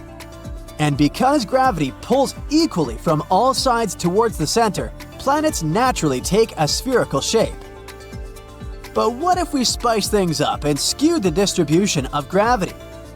Well, if you're feeling adventurous and want to live life on the edge, then welcome to the cube Earth. Yay! We'd have 6 sides now, but don't get too excited. None of them would be any fun. You'd constantly feel like you're climbing up a steep hill, no matter where you go. That's because gravity is strongest at the center of each face. So the further away you were from the center, the stronger pull you'd feel. Say goodbye to taking standing tall for granted. If you found yourself on the edges of the cube Earth, you'd find no lush and vibrant landscapes. All the water would pool at the center of each face, leaving the edges rocky and barren. And forget about breathing easily. The atmosphere along the edges and corners would be too thin or non-existent to support life. But we'll come back to that later. The climate on the cube Earth would depend on how it would rotate. If it spun on an axis through 2 faces, then the climate would be similar to what we have on Earth now, but more extreme. The top and bottom faces would be polar, while the other 4 would enjoy an equatorial climate. However, if the cube Earth rotated through its corners, each side would have a climate with more moderate temperatures and precipitation. Say goodbye to extreme weather, but also wave goodbye to your equatorial paradise. On the bright side, you would probably be able to walk into outer space. Since the atmosphere is held down by gravity, and gravity would now be pulling towards the center of each face, the atmosphere would be thicker there and thinner towards the edges. If the cubic Earth had the same volume as our round world today, its sharp corners would poke out beyond our atmosphere, creating unprotected and uninhabitable areas. But who says you wouldn't be able to rent a spacesuit and stand on top of the world and outside of it at the same time? Talk about taking your vacation to new heights. How about if our planet was completely covered with water? Well, it turns out that ancient Earth might have been just that, a water world. According to some researchers, our planet was mostly covered with oceans about 3 billion years ago, with only a few scattered islands popping up here and there. The scientists who made this discovery have been studying rock samples found in Western Australia. By analyzing these rocks, they were able to determine that they formed in a hydrothermal vent system on the seafloor over 3 billion years ago. This information could have some major implications for how we understand the origin and evolution of life. See, scientists still have a lot of questions about where Earth's water came from and when it appeared. But by studying these ancient rocks, they're hoping to get some answers. One way they're doing this is by looking at the oxygen found in the rocks. You see, water with different values of oxygen can tell us a lot about the environment in which it formed. And the researchers found that the rocks from 3 billion years ago had heavier oxygen content than we see in our modern oceans.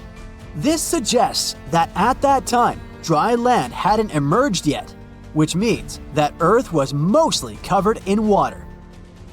Now, this might not seem like a big deal, but it could actually help us understand how life first formed on Earth. If our planet was completely covered with water when the first single-celled organism emerged, then they probably didn't form on land. And if that's the case, it could mean that other water-covered planets might be ideal places to search for life.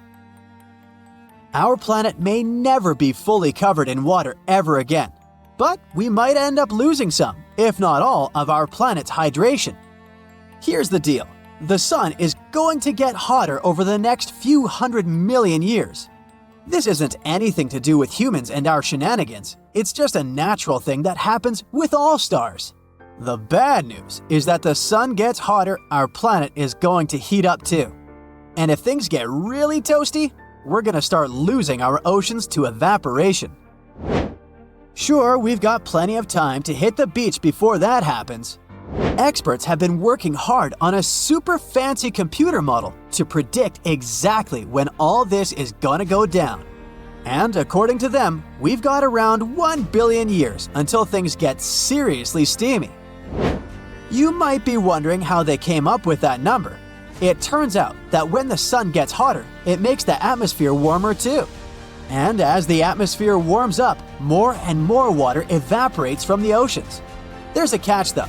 Water vapor is actually a greenhouse gas, which means it traps heat and makes things even hotter down there on the surface. As we lose more and more water, we're going to end up in a loop where the planet just keeps getting hotter and hotter until there's no water left at all. But hey, it's not all about us. This research could actually help us find other planets with liquid water. By figuring out what kinds of conditions are needed to keep water on a planet, we might be able to identify some other hospitable worlds out there.